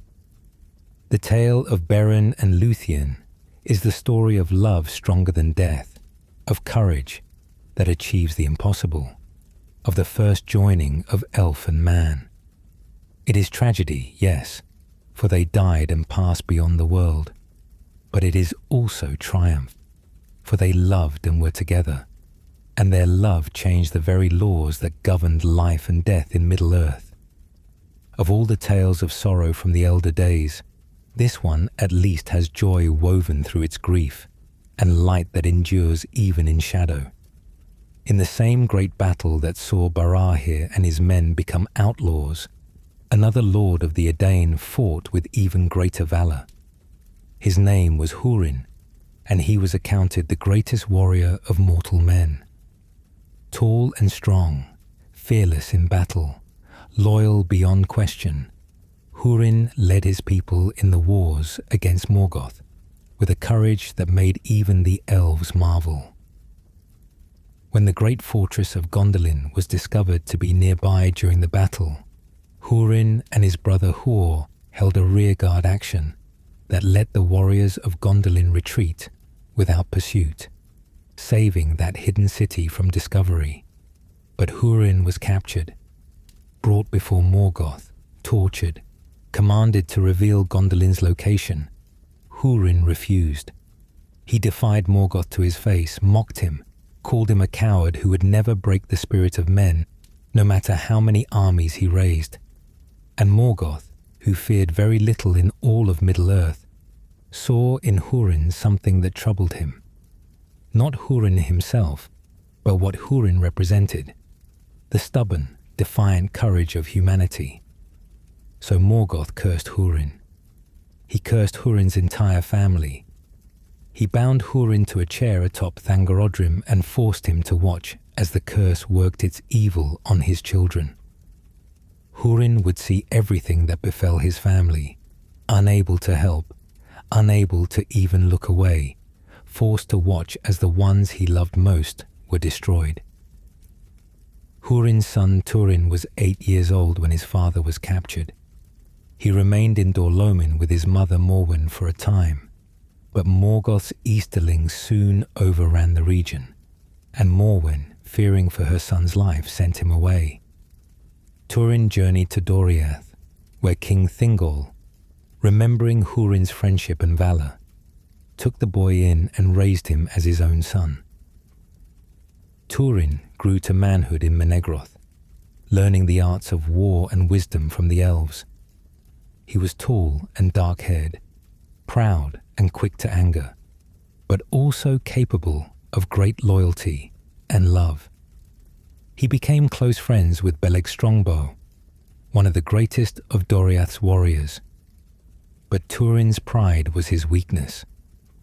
When he believed himself insulted by one of Thingol's counselors, he struck the elf and accidentally killed him. Thinking himself banished, though Thingol had offered forgiveness, Turin fled Doriath and became an outlaw. He fell in with a rough band of men who called themselves the Garwaith, and Turin became their captain. They were outlaws and outcasts, preying on orcs and travellers alike, and in this company Turin took the name Nithan, the Wronged. But even here, Morgoth's curse followed him. The band was betrayed and scattered, and many died because Turin had led them into danger. He made his way to Nargothrond, the great underground fortress of the elves, and there he became a mighty warrior, eventually swaying the kingdom's policy from secret resistance to open war. He convinced them to build a great bridge so their armies could more easily deploy. It seemed like wisdom. It was folly. When Morgoth attacked, his armies crossed that bridge into Nargothrond itself, and the kingdom fell in a single day. The dragon Glaurung led the assault, and Turin faced the beast, but was caught by its gaze and frozen, unable to fight, unable to flee. Glaurung spoke lies to Turin, told him that Dorlomin was suffering, that his mother and sister were in terrible need, and that by fleeing to Nargothrond, Turin had abandoned them. These lies tortured Turin more than any physical wound could have. He rushed north to Dorlomin, leaving behind Finduilas, a woman who loved him, who was captured by orcs as Nargothrond burned. When Turin reached Dorlomin, he discovered that Glaurung had lied. His mother and sister had gone to Doriath seeking him, and were safe. But in his rage and grief, Turin killed Broda, the Easterling lord who had taken his father's lands, setting off a chain of violence that got more of his people killed. And when he learned that Finduilas had been murdered by orcs while he was away, he collapsed on her grave in despair. The people of Brethil found him and brought him to their forest realm, and there Turin tried to start anew. He took a new name, Turambar, which means Master of Fate, a declaration that he would overcome the doom that seemed to follow him. For a time, he found peace. He became a great warrior among the men of Brethil, defending them from orcs and other threats. Then, one day, a woman stumbled into Brethil, naked and mindless, unable to speak, with no memory of who she was or where she came from. They called her Niniel, which means tear maiden, and Turin cared for her. She slowly regained her ability to speak, though her memory never returned. And Turin fell in love with her, and she with him. They married, and for the first time in his life since childhood, Turin was happy. They conceived a child, and Turin dared to hope that perhaps his curse had finally ended. But Niniel was not who Turin thought she was.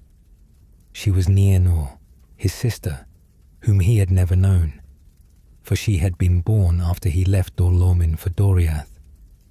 When she and their mother Morwen had journeyed to find him, they had encountered Glaurung. The dragon had cast a spell on Nienor, wiping away her memory, leaving her wandering mindless until she found her way to Brethil.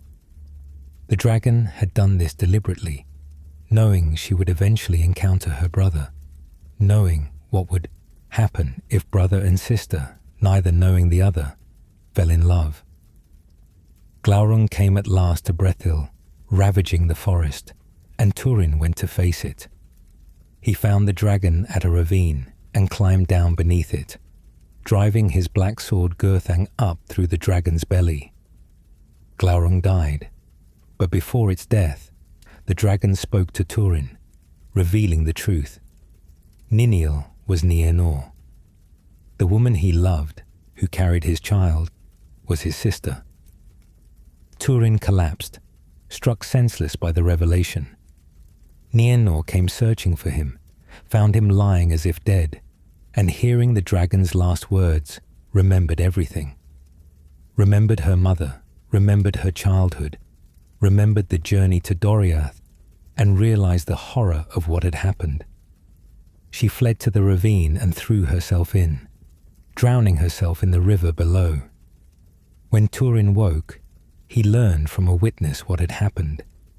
He learned the truth of his sister's identity and the truth of her death. And Turin, who had tried so hard to be good, who had wanted to be a hero, who had loved and lost and suffered and endured, could bear it no longer. He set his sword Gurthang point first in the ground and spoke to it. "Wilt thou slay me swiftly?" And the sword, which had drunk the blood of many innocents over the years, because of the curse on Turin, answered in a voice like cold wind, "Yes, I will drink thy blood gladly, that so I may forget the blood of Beleg my master, and the blood of Brandir slain unjustly. I will slay thee swiftly." Turin cast himself upon the blade, and so ended the life of Turin Turambar, who was called Nethan the Wronged, and Mormagil the Black Sword, and Agawayan son of Umarth, and Turambar master of fate, and who never escaped the doom that had been placed upon him, though he tried with every breath he drew. His mother Morwen came too late to do anything but die of grief beside the graves of her children. All of Hurin's family had been destroyed, and Morgoth's curse was fulfilled. High atop Thangorodrim, Hurin was at last released, and he wandered Middle-earth mad with grief, until he too found his way to the grave mound of his children, and died there. The tale of the children of Hurin is the darkest of all the tales from the elder days. It offers no redemption, no happy ending, no light to cling to. It is about a good man destroyed by forces beyond his control, about how pride and anger, even in pursuit of justice, can bring ruin, about how some dooms cannot be escaped no matter how fast you run or how hard you fight. But it is also about courage. Turin never stopped trying.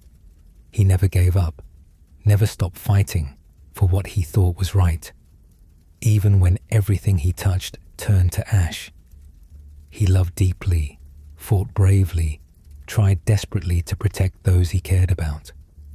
That he failed is the tragedy, but that he kept trying right up to the end, that he never broke under the curse even though it destroyed him, that is something else. That is what makes him a hero, even in defeat. When Gondolin fell in flame and ruin, a small group of survivors fled through a secret tunnel and escaped into the mountains. Among them was a child, 7 years old, carried on the shoulders of his mother's servant. His name was Erendil, son of Tuor and Idril, grandson of King Turgon. He had the blood of all 3 houses of the Edain through his father, and the blood of the Noldor elves through his mother. He was half-elven, one of the first of that rare kind, and his fate would determine the fate of Middle-earth itself. The survivors of Gondolin made their way south to the havens of Sirion, where they joined other refugees from the wars. Slowly, a small settlement grew there, the last free haven in all of Beleriand, for everywhere else had fallen to Morgoth's forces or been destroyed in the fratricidal wars of the elves.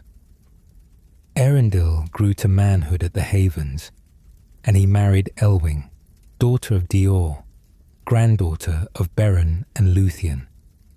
She came to him carrying the Silmaril that her grandparents had recovered from Morgoth's crown, the jewel that had cost so much blood and tears. They had 2 sons, Elrond and Elros, twin boys who carried in their veins the mingled blood of elves, men, and through Elwing, even the blood of the Maiar. But Erendil was not content to remain at the Havens. His father Tor had sailed west years before, seeking he knew not what, and had never returned. And Eärendil felt the call of the sea in his blood, a restlessness that would not let him stay long in one place. With the help of Círdan the shipwright, Eärendil built a ship called Vingilote, which means foam flower. It was the most beautiful ship ever constructed by mortal hands, with a hull of birchwood, oars of gold, and sails that gleamed silver in the moonlight. In this ship, Eärendil set sail time and again, exploring the distant reaches of the ocean, seeking something he could not name. But while he was away on one of his voyages, disaster struck the Havens. The surviving sons of Fëanor, still bound by the terrible oath they had sworn to their father to recover the Silmarils no matter the cost, learned that Elwing possessed one of the jewels. They sent messages demanding its return, and when Elwing refused, they attacked the Havens with what forces they could gather.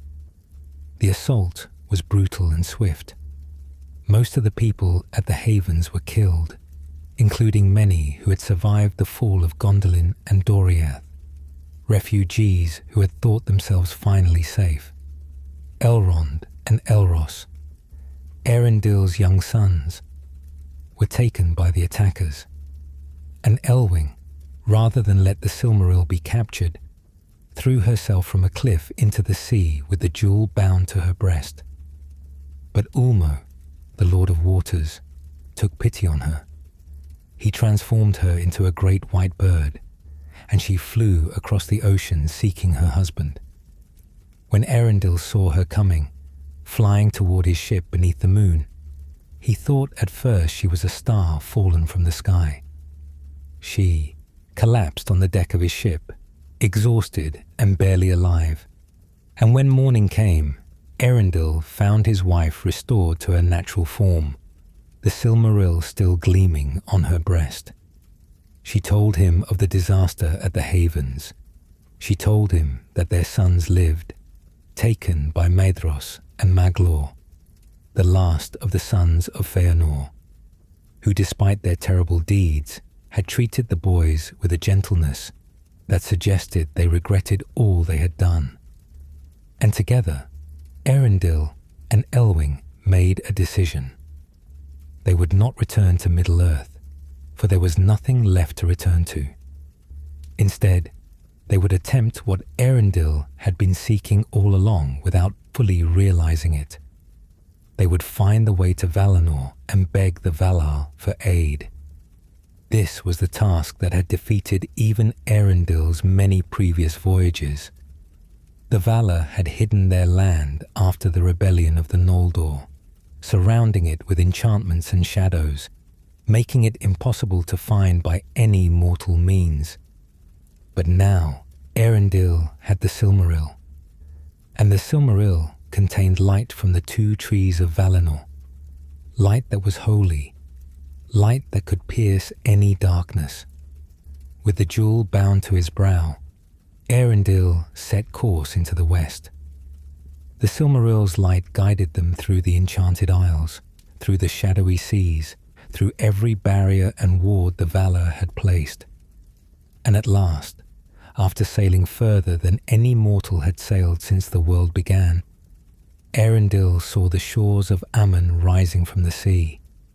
He left Elwing and his crew on the ship and walked alone into the undying lands. He walked through Tirion, the city of the elves, and found it empty, for all its people were at a festival elsewhere.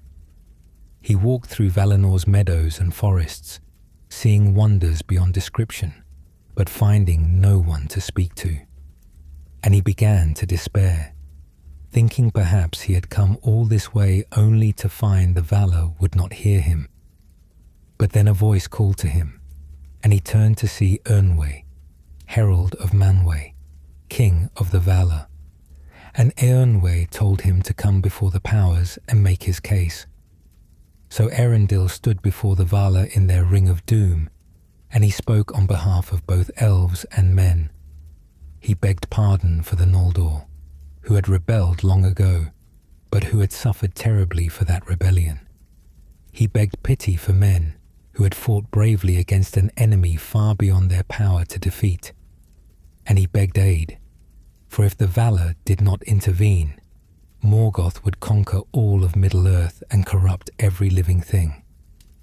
The Valar listened. They debated among themselves. And at last, Manwë gave his answer. The plea was granted. The Valar would make war upon Morgoth one final time.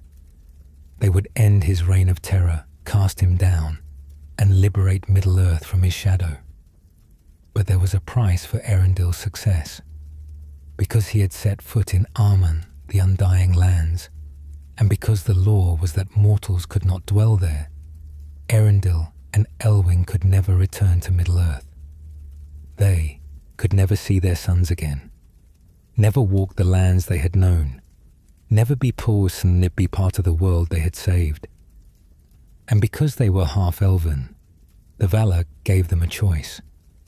They could be counted among elves and be immortal, or counted among men and accept mortality.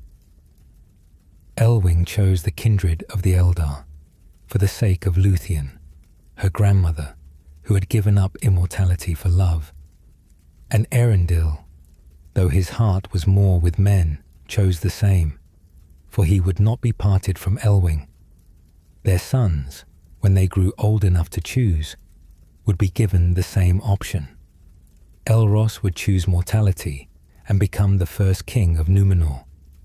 Elrond would choose immortality and become the master of Rivendell in later ages. But Erendil himself would not dwell in Valinor. The Valar took his ship Vingilote and hallowed it, filling it with divine light. They set Erendil at its helm, with the Silmaril bound to his brow, and they sent him into the sky. There he would sail forever across the heavens, the evening star, the morning star, the brightest star in the sky. His light would be a sign of hope to all who looked up from Middle-earth, a reminder that even in the darkest times, there was still beauty and courage in the world. The Valar assembled their armies, and they came to Middle-earth in wrath. The host of the Valar marched against Morgoth, and for 40 years the war of wrath raged across Beleriand. In the end, Morgoth was captured, his crown struck from his head and beaten into a collar for his neck. The Silmarils taken from it. He was cast through the door of night into the void beyond the world, there to remain until the end of all things.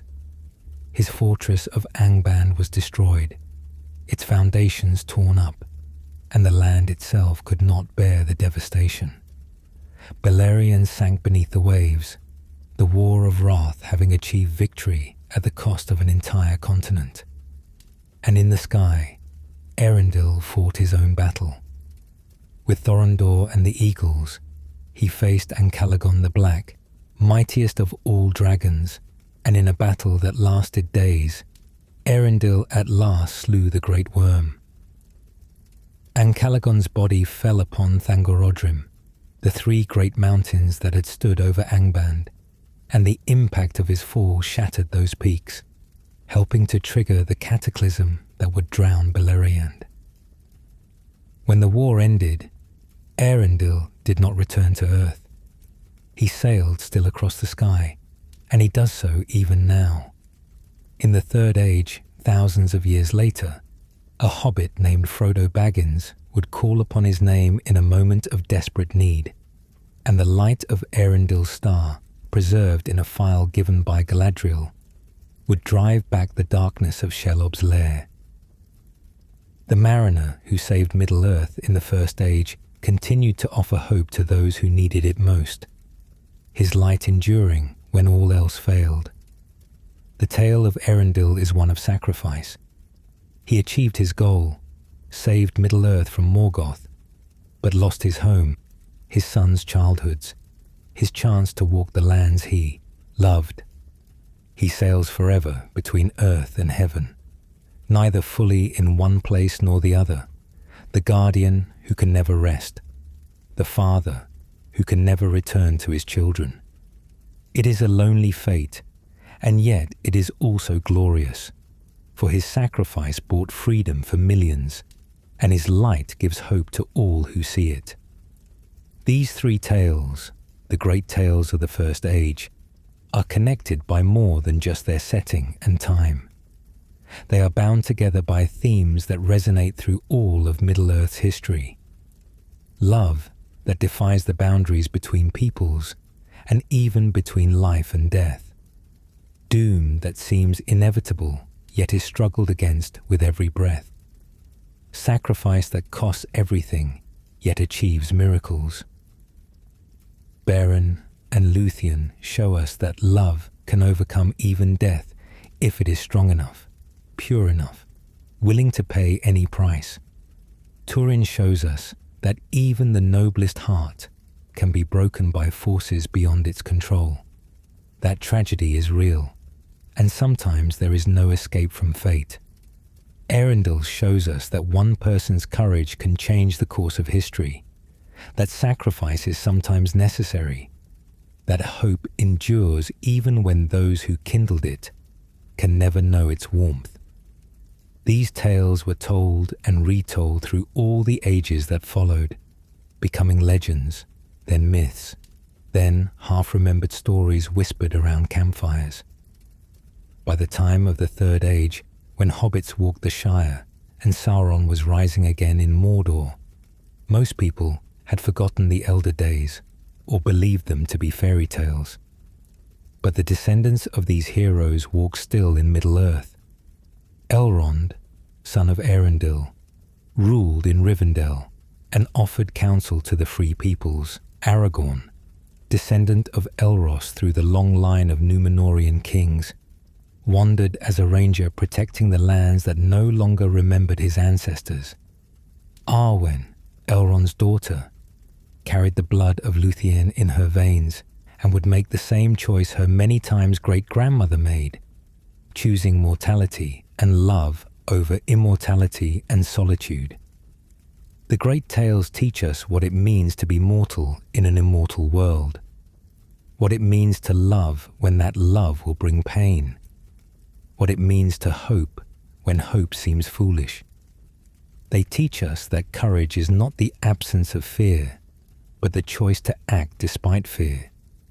That love is not the absence of grief, but the willingness to grieve because something was worth loving. That heroism is not about winning, but about trying, about standing up even when you know you might fall, about doing what's right even when the cost is everything you have. Beren lived a life of hardship and danger, lost his hand to a wolf, and died young. But he also won the love of the most beautiful maiden in the world, achieved a quest that should have been impossible, and returned from death itself because that love was too strong to be ended, and to be ended by mortality. Was his life tragic? Yes.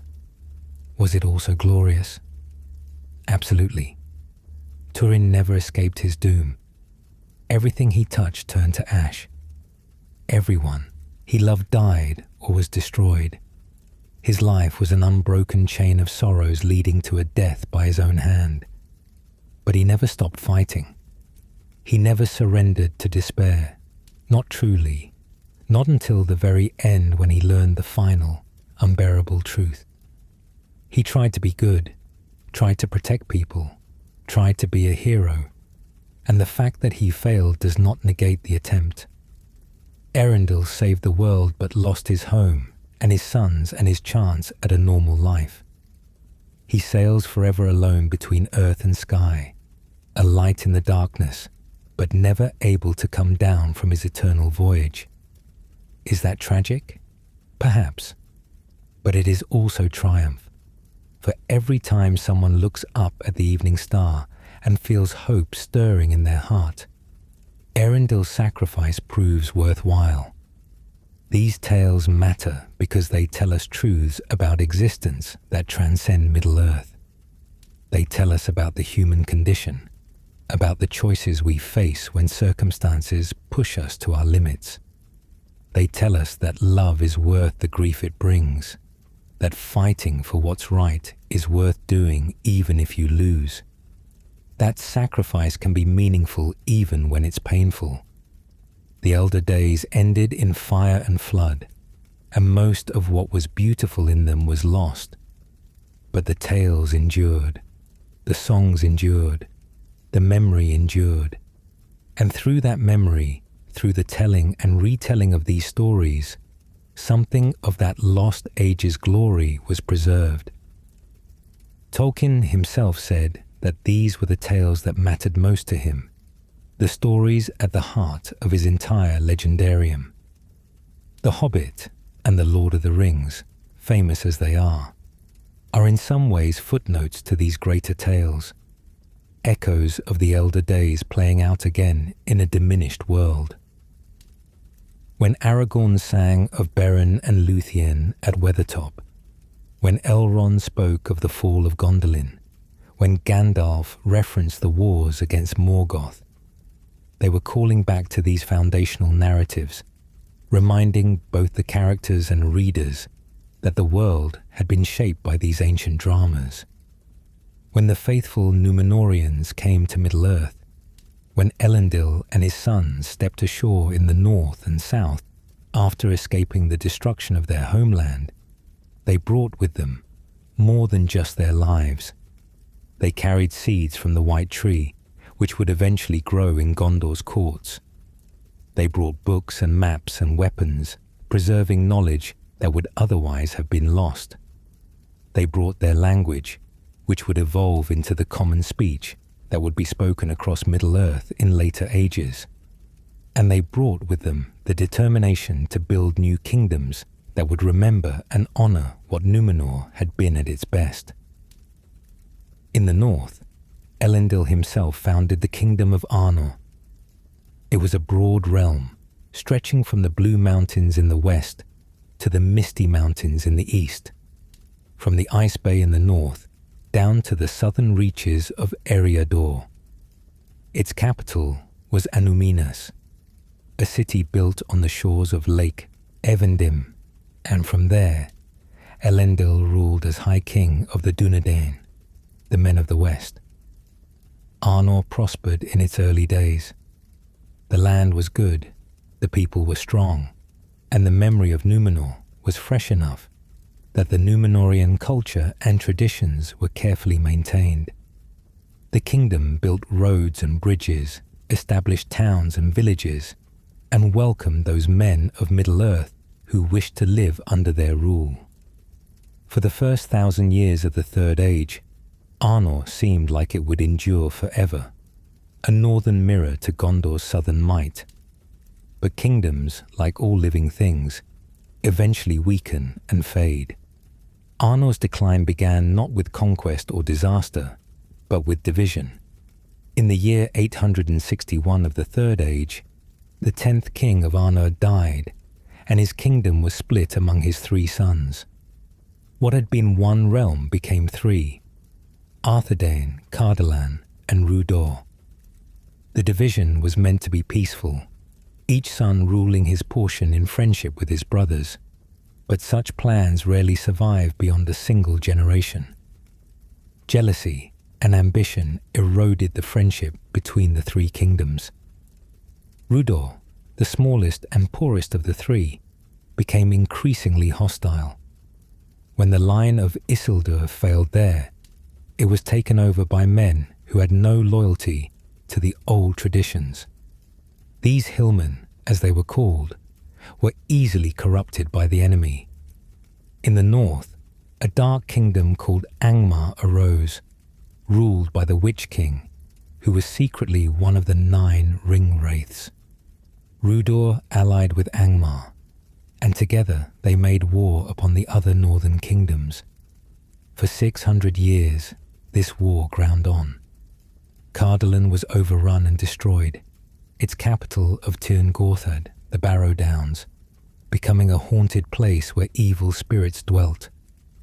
Arthedain held out longer, but it was slowly worn down, weakened by endless warfare, plague, and the sheer grinding persistence of its enemies. The last king of Arthedain, Arvedui, died fleeing north in winter, drowning in the ice-choked waters of the Ice Bay. With his death, the kingdom of Arnor came to an end. But the line of kings did not end. The heirs of Isildur survived, becoming chieftains of the Rangers of the North, wandering the lands that had once been their kingdom, protecting the remaining inhabitants from the dangers that lurked in the wild. For over 1,000 years they persisted in this way, forgotten by most, but maintaining their watch, waiting for the time when the kingdom might be restored. That time would eventually come, when a ranger named Aragorn would reveal himself as the heir of Isildur and reclaim the throne. But that is a tale beyond our scope tonight. What matters for our purposes is understanding that the North was not always wild. Once it held great cities and roads, prosperous farms and busy towns. Fornost, the capital of Arthedain after Anúminas was abandoned, was said to rival Minas Tirith in its prime. The towers of Amon Sul, the Weathertop, held one of the Palantiri, the seeing stones brought from Númenor. The Shire, which would later be home to hobbits, was once part of Arthedain's royal hunting grounds. All of this was lost. The cities fell to ruin. The roads became overgrown. The towers crumbled. By the time of the War of the Ring, so little remained of Arnor that most people in Middle-earth had forgotten it ever existed. The North Kingdom had become the dead North, a land of ruins and rangers, of barrows and broken stones, of memories and ghosts. But memory can be powerful, and the rangers remembered. They kept the old traditions alive, even when they seemed meaningless. They protected the lands that had been their kingdom, even when no one acknowledged their authority. And because they remembered and persisted, when the time came to restore the kingdom could be restored. Arnor had fallen, but it had not fallen forever, and that perhaps is the most important thing to understand about it. South of Arnor, the southern kingdom of Gondor had a different fate. Founded by Elendil's sons, Isildur and Anarion, Gondor remained strong for many years longer than its northern sibling. It built great cities, Minas Ithil and Minas Anor, the towers of the moon and sun, guarding the passes into Mordor. It built Osgiliath, the citadel of stars, which stood astride the great river Anduin and served as the capital. It built Minas Tirith on the site of what had been Minas Anor, a city of 7 levels rising toward the peak of Mount Mindolluin, as beautiful and strong as anything the Númenóreans had ever created. But Gondor too eventually weakened. Wars with Mordor took their toll. A great plague in the year 1636 of the Third Age killed 1/3 of its population. The kings of Gondor began to fail, their line growing weaker, until finally it failed altogether, and the kingdom was ruled by stewards instead, caretakers who held power until a king might return. And the king did not return, not for 1,000 years, not until Aragorn came at the end of the Third Age and revealed himself as Isildur's heir. The point is not to detail all of Gondor's history, but to understand that even the mighty eventually fade. Even kingdoms founded by the direct survivors of Númenor, preserving the best of that lost civilization's knowledge and culture, could not endure unchanged through the long centuries. The world changes. Peoples change. And sometimes the things that once were great become merely memories, stories told by those who remain to those who come after. There were other realms too, smaller kingdoms and principalities that rose and fell in the long years of the Third Age. Dale, the kingdom of men near the Lonely Mountain, which fell to Smaug the dragon and was later refounded. Rohan, which was given to the Eotheod by Gondor in payment for aid, and which endured as a kingdom of horse lords. Even the Shire, though its inhabitants did not think of themselves as a kingdom, had been established with the permission of Arthedain's king, and maintained a nominal acknowledgement of the king's authority long after Arthedain had fallen. All of these places had their histories, their rises and falls, their moments of glory and periods of decline. But the pattern was always the same. What is built will eventually fall. What rises will eventually decline. What is remembered will eventually be forgotten by all save those who make it their purpose to remember. There is something profoundly melancholy about the history of Middle-earth, a sadness that pervades even its greatest triumphs. For every victory achieved, something beautiful is lost. For every darkness overcome, the light that overcomes it is itself diminished by the effort. The pattern repeats across the ages. The world becomes less, magic fades, wonder retreats, and the extraordinary gives way to the ordinary. This is perhaps most evident in the fate of the elves themselves. They were the firstborn, awakening in a world that was young and strange, learning its secrets, creating beauty wherever they went. They built kingdoms that shine even in memory. They created art and song that moved the very powers who had shaped the world.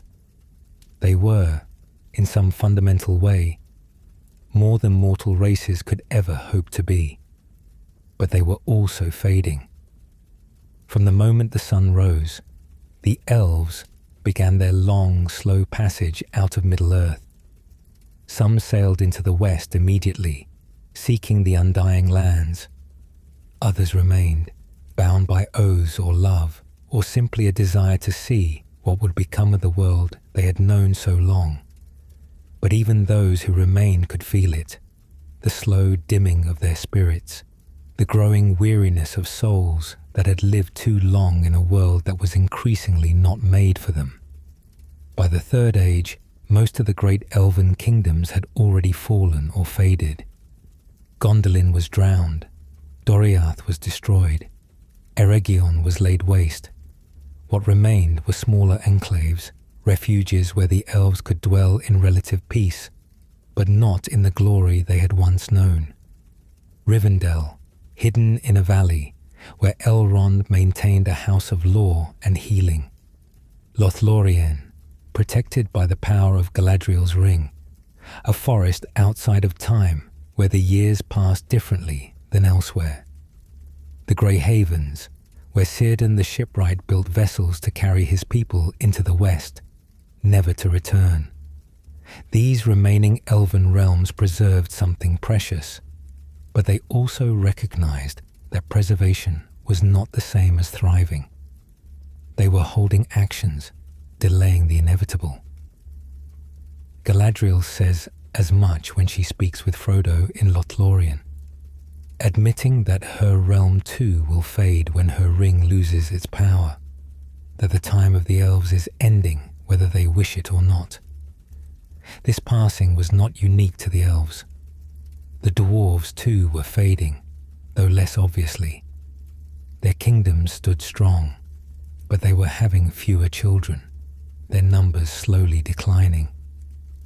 In another age, they would simply vanish, as the elves had warned them, becoming one more legend, one more people that used to exist.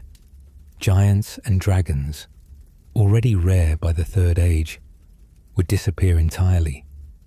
The Ents, the shepherds of trees, would become tree-like themselves, standing in forests until they could no longer be distinguished from the trees they had tended. Even the heroes of the age, Those extraordinary individuals who rose to face great challenges seem somehow lesser than their predecessors. No one in the Third Age could match the deeds of Fingolfin, who fought Morgoth in single combat, wounding the Dark Lord himself before falling.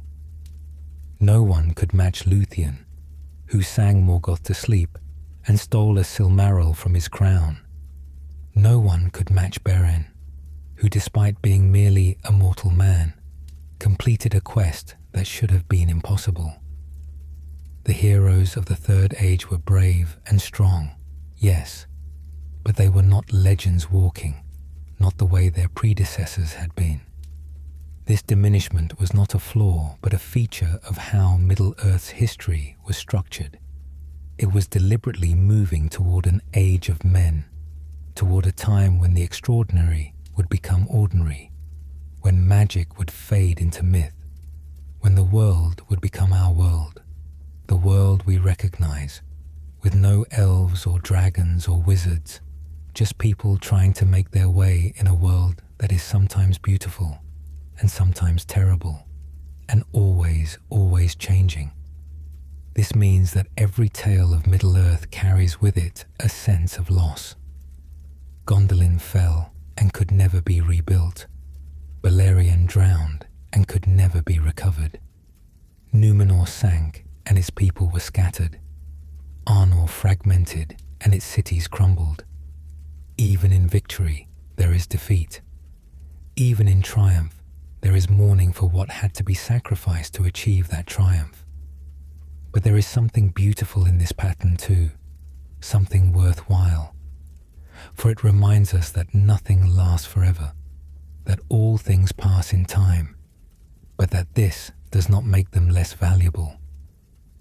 Gondolin stood for centuries before it fell, and in those centuries it was glorious. The people who dwelt there knew beauty and peace, created art and raised children, lived lives that mattered even though the kingdom that sheltered those lives would eventually fall.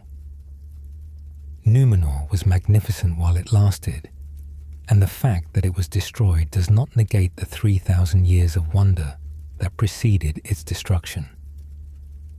The lost tales of Middle-earth are not cautionary tales about how all things end badly. They are reminders that things end, yes, but that this is natural and proper, and that what matters is not how long something lasts, but what it was while it lasted.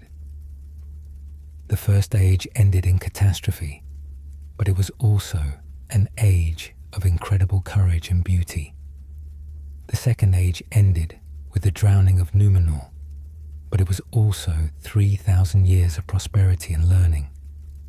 The Third Age ended with the passing of the Rings of Power and the departure of the elves, but it was also the age in which the greatest evil Middle-earth had known was finally destroyed forever. Memory preserves what time destroys. The songs and stories of the elder days keep alive the glory of kingdoms that no longer exist. The genealogies maintained by the Dunedain preserve the memory of Númenor, even though the island itself lies beneath hundreds of fathoms of water. The lore maintained in Rivendell and Lothlorien keeps alive knowledge that would otherwise be lost. And so the lost is not truly lost, not entirely. It lives on in memory, in song, in the echoes that reach across the ages. This is why tales matter.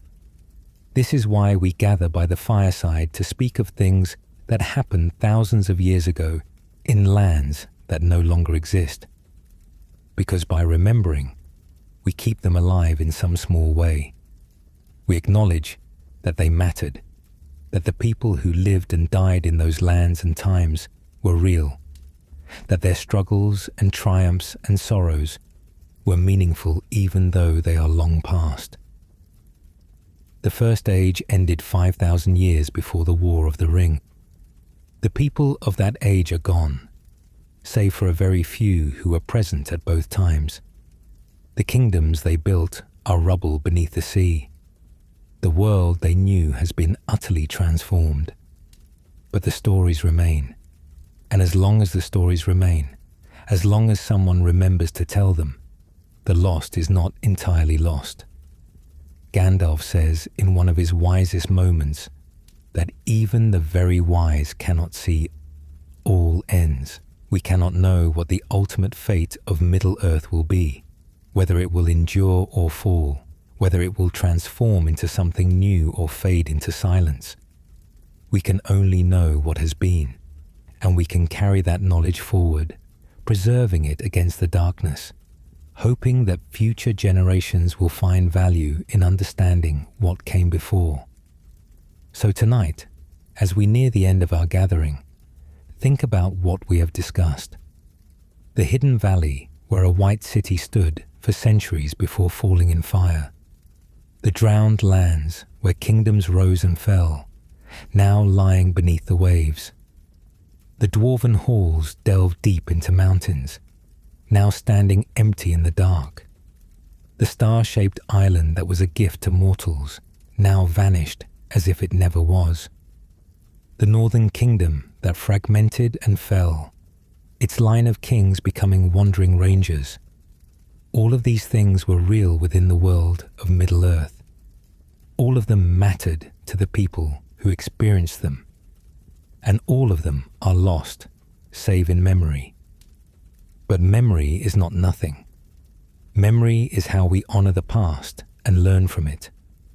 Memory is how we preserve what is valuable, even when the physical manifestation of that value has vanished. And so, we remember Gondolin, we remember Beleriand, we remember Numenor, we remember Arnor, we remember all the lost tales, the forgotten wonders, the quiet passings that together make up the history of Middle-earth. These tales remind us that beauty is worth creating even if it will not last forever. That courage is worth showing even in losing causes. That love and friendship and loyalty matter even when they cannot prevent tragedy. That trying to do what is right is worthwhile even when success seems impossible. The first age was called the Elder Days, but perhaps a better name would be the Days of Innocence, for the elves of that age had not yet learned how completely they could fail. The second age was the Age of Numenor, but it was also the age when mortals learned that even gifts can be misused. Even blessings can become curses if the heart that receives them is twisted. The third age was the age of the waning of the elves and the growing power of men.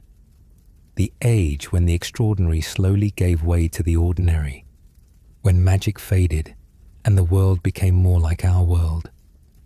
And the fourth age, which began after the War of the Ring, is the Age of Men, when humanity fully inherits Middle-earth, when the older races retreat into legend and story, when the world becomes fully mortal and fully mundane.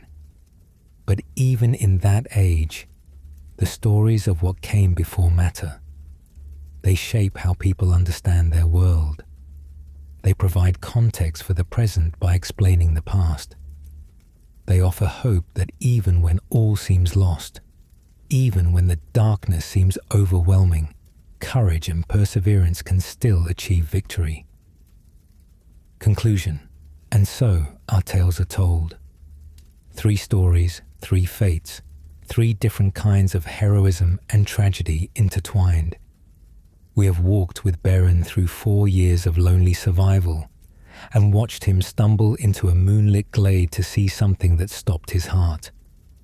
We have watched Luthien choose mortality for love, rewriting the very laws of existence. We have suffered with Turin as he tried and failed and tried again to escape a doom that followed his every step. We have watched a man marry his sister without knowing and die in despair when the truth was revealed. We have sailed with Erendil across the rim of the world, seeking salvation for all who dwelt in Middle-earth, and we have seen him set among the stars as an eternal light. These tales are hard. They break the heart and demand tears. but they also inspire, they uplift. They remind us that even in the darkest times, there can be love and courage and sacrifice that matters. They remind us that the struggle is worthwhile even when victory seems impossible, that trying is noble even when the outcome is tragic, that love is worth the pain it brings, because the alternative is to never love at all. Tolkien wrote these stories in the trenches of World War I, in the years immediately after, drawing on myths and legends, but also on his own experiences of loss and horror. He knew what it meant to see friends die, to watch beauty destroyed, to endure suffering that seemed meaningless. And from that knowledge he crafted these tales, stories that acknowledge tragedy while also insisting that beauty and courage and love are real and worthwhile, even in a world that contains death and doom and darkness. The great tales of the First Age are not comfortable stories. They don't offer easy answers or happy endings, but they offer something more valuable: truth. Truth about what it means to be human, to love and lose, to fight and fail, to hope against hope. Truth about what makes life worth living even when life is hard. Truth about what makes us human, even in a world populated by elves and dragons and dark lords and ships that sail among the stars. If you have found these tales meaningful, if they have moved you or made you think or simply given you a few hours of escape into a world more vivid than our own, then I invite you to support this channel. A like helps others discover these stories. A subscription ensures you'll be here when we gather again to speak of other tales from Middle-earth's deep history. And your comments, sharing your thoughts and feelings about these tales, create a community of those who value such stories, who believe they still matter, who want to remember them and keep them alive. Thank you for walking with me tonight through tales of love and doom, of courage and tragedy, of sacrifice and hope. These are the great tales, the stories that defined an age and shaped all the ages that followed. They are ancient beyond reckoning, set in a world that never was, telling of people who never lived. But they are also eternal, because what they say about love and loss, about courage and despair, about trying and failing and trying again, is true for all times and all peoples. Until we meet again by the fireside, my dear friends, may you carry these tales with you. May you remember that love is worth the grief, that courage matters even in defeat, that sacrifice can redeem, that hope endures. May you look up at the evening star and remember Erendil, still sailing his eternal vigil, his light a promise that darkness will not have the final word. May you dance in moonlight and remember Luthien, who loved so strongly that death itself could not hold her. May you stand against your own dooms and remember Turin, who never stopped fighting even when fighting seemed futile. The tales are told, the legends endure, and we, the inheritors of these stories, carry them forward into whatever ages may come, keeping alive the memory of the elder days, when the world was young and dangerous and beautiful beyond measure. Good night, my friends. Good night.